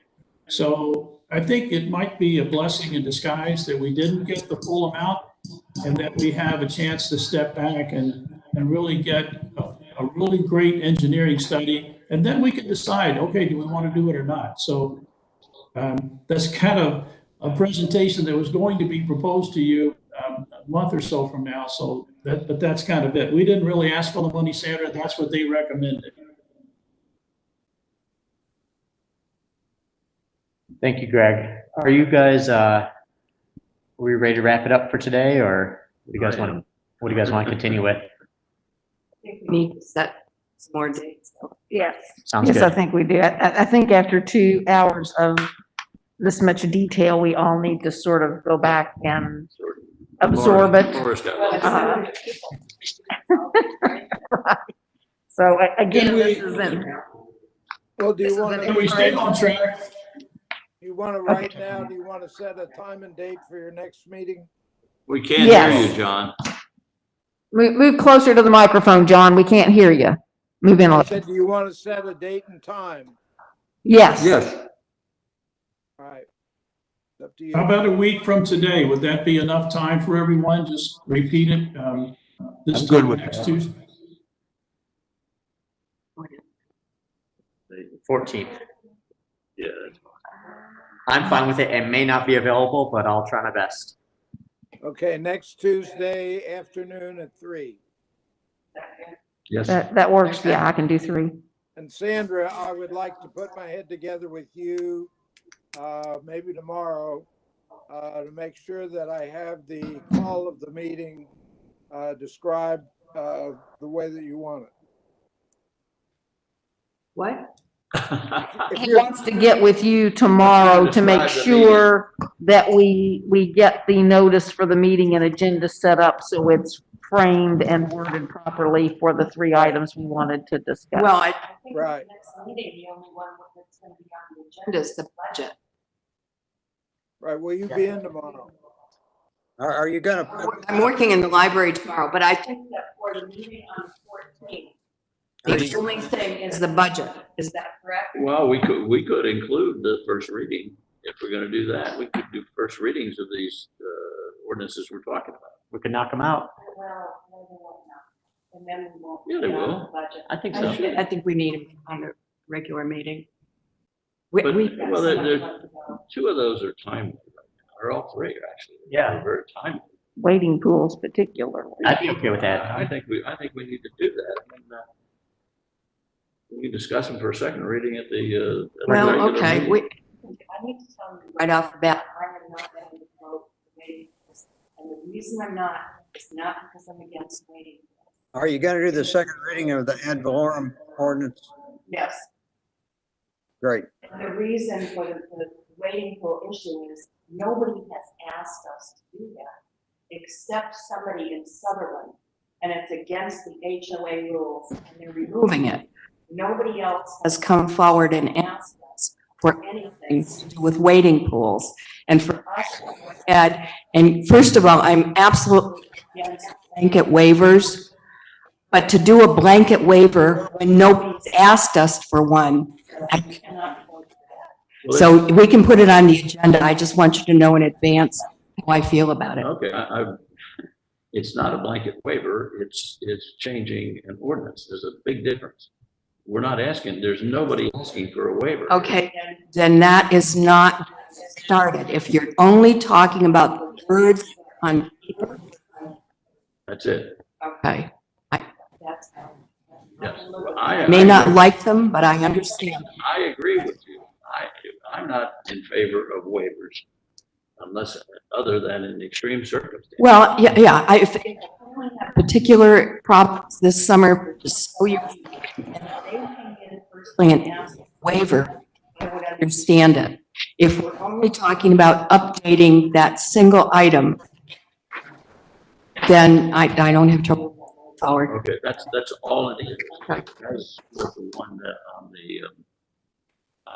the code enforcement, it is just updating to meet the terms of the statute. I mean, they're pretty cut and dry.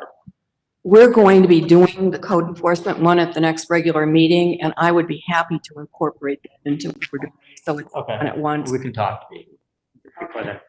Before we send out the agenda to everyone, we'll just make sure that we're all on the same page. If you don't mind, just sending it to all 6 of us. Yeah, exactly. Well, okay, right now, it would be the pools, the ad valorem tax, and the budget for 14. Yeah, Sandra, I will talk to you tomorrow. And on the wading pools, and I understand and appreciate what both you and Frank are saying about, waivers should be used very infrequently and judiciously and narrowly. However, my concern, and I think your quote back to me was, they should only be used very rarely and under extreme, different circumstances. I think a pandemic is a rare and extreme different circumstance. Come and asked us for it. Right, but if they have to come and ask us and wait for us to have a meeting to grant a variance, half of your summer and a third of your summer is over by then. The only pool that has been found is the one going in on Hunting Creek. And they never came in and asked for anything. They just put it up. No, and I have to say, it looks like Chevy Chase lives there with his. Yes. Yeah. But On behalf of, if we force everybody to have, if they want to seek a waiver, to wait for us to have a meeting to get a waiver. But there's nobody here who's asked for it. And that, the point is, all the public pools now are open. So it would only be a family with unique circumstances, and I think we could handle that. I have real problems with the thought that for the sake of argument, an e-blast or a newsletter would go out and say, city council said it's okay to have above ground pools. And we've got HOAs that don't allow them. And I think we create consternation if we do something like that. Well, I want to jump in. I want to jump in. This is Greg. I was talking to Harold earlier today. The Sutherland HOA, it would be difficult for them if we were to do this because they rely upon the city of Prospect to do that. And it is a restriction in the subdivision of Sutherland. So my alternative to this would be to say that if we allow it, I just want to mention this for next time. If we were to allow it, then I would be in favor of our city attorney drafting up some sort of a contract such that the homeowner would have to sign that, agreeing to completely take down that pool on a certain date, whether that be Labor Day or December 31st or whatever. But I think having that contract would be something that would show support for the HOAs if we did grant the variance. Greg, have you read the wading pool proposal? The one that you all just did? Yeah. Yeah. Okay, there are dates in there. And those dates would be a violation of an ordinance. Yeah. So a contract is not necessary because we have an ordinance and a violation, potential violation. I like the contract though, because it says to the homeowner, it's something that he or she would think about and make sure they wanted to do it. I know it's expensive to put those in, to just take them back out again, but I think it would be good to have a contract. I know the city of Glenview Hills did that a few years ago, and it was reported that it worked very well to have that agreement with the homeowner. But anyway, that's just kind of my thinking on it. And I want to make sure that we support the HOAs and their restrictions as well. Chief has something to say. Yeah, I was just going to clear up this issue that we brought up earlier when we buy the stickers, that we had them in two different accounts. I was just going to clear up the numbers in those two accounts. Go ahead. In the 6212 supplier account, we would reduce that number or proposed number from 4,000 to 3,300. So the new number in that account would be 3,300. And in the COP account, 6312, that number would be increased to 2,000. So we're going to one was put it into the other because those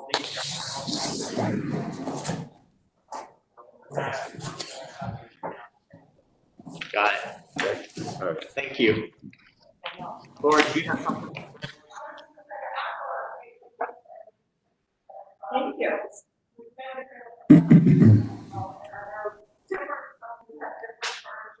Yes. Laura, could you also print those out and have them delivered to us? Great, thank you. That'll help for sure. Thank you. Did I make a motion to adjourn then? Second. All right. All in favor? Aye. Meeting's adjourned. Sorry. I was getting ready to. So you like this? I do. I do. My daughter lives in Portland, Oregon. That's, yeah, yeah. I love it.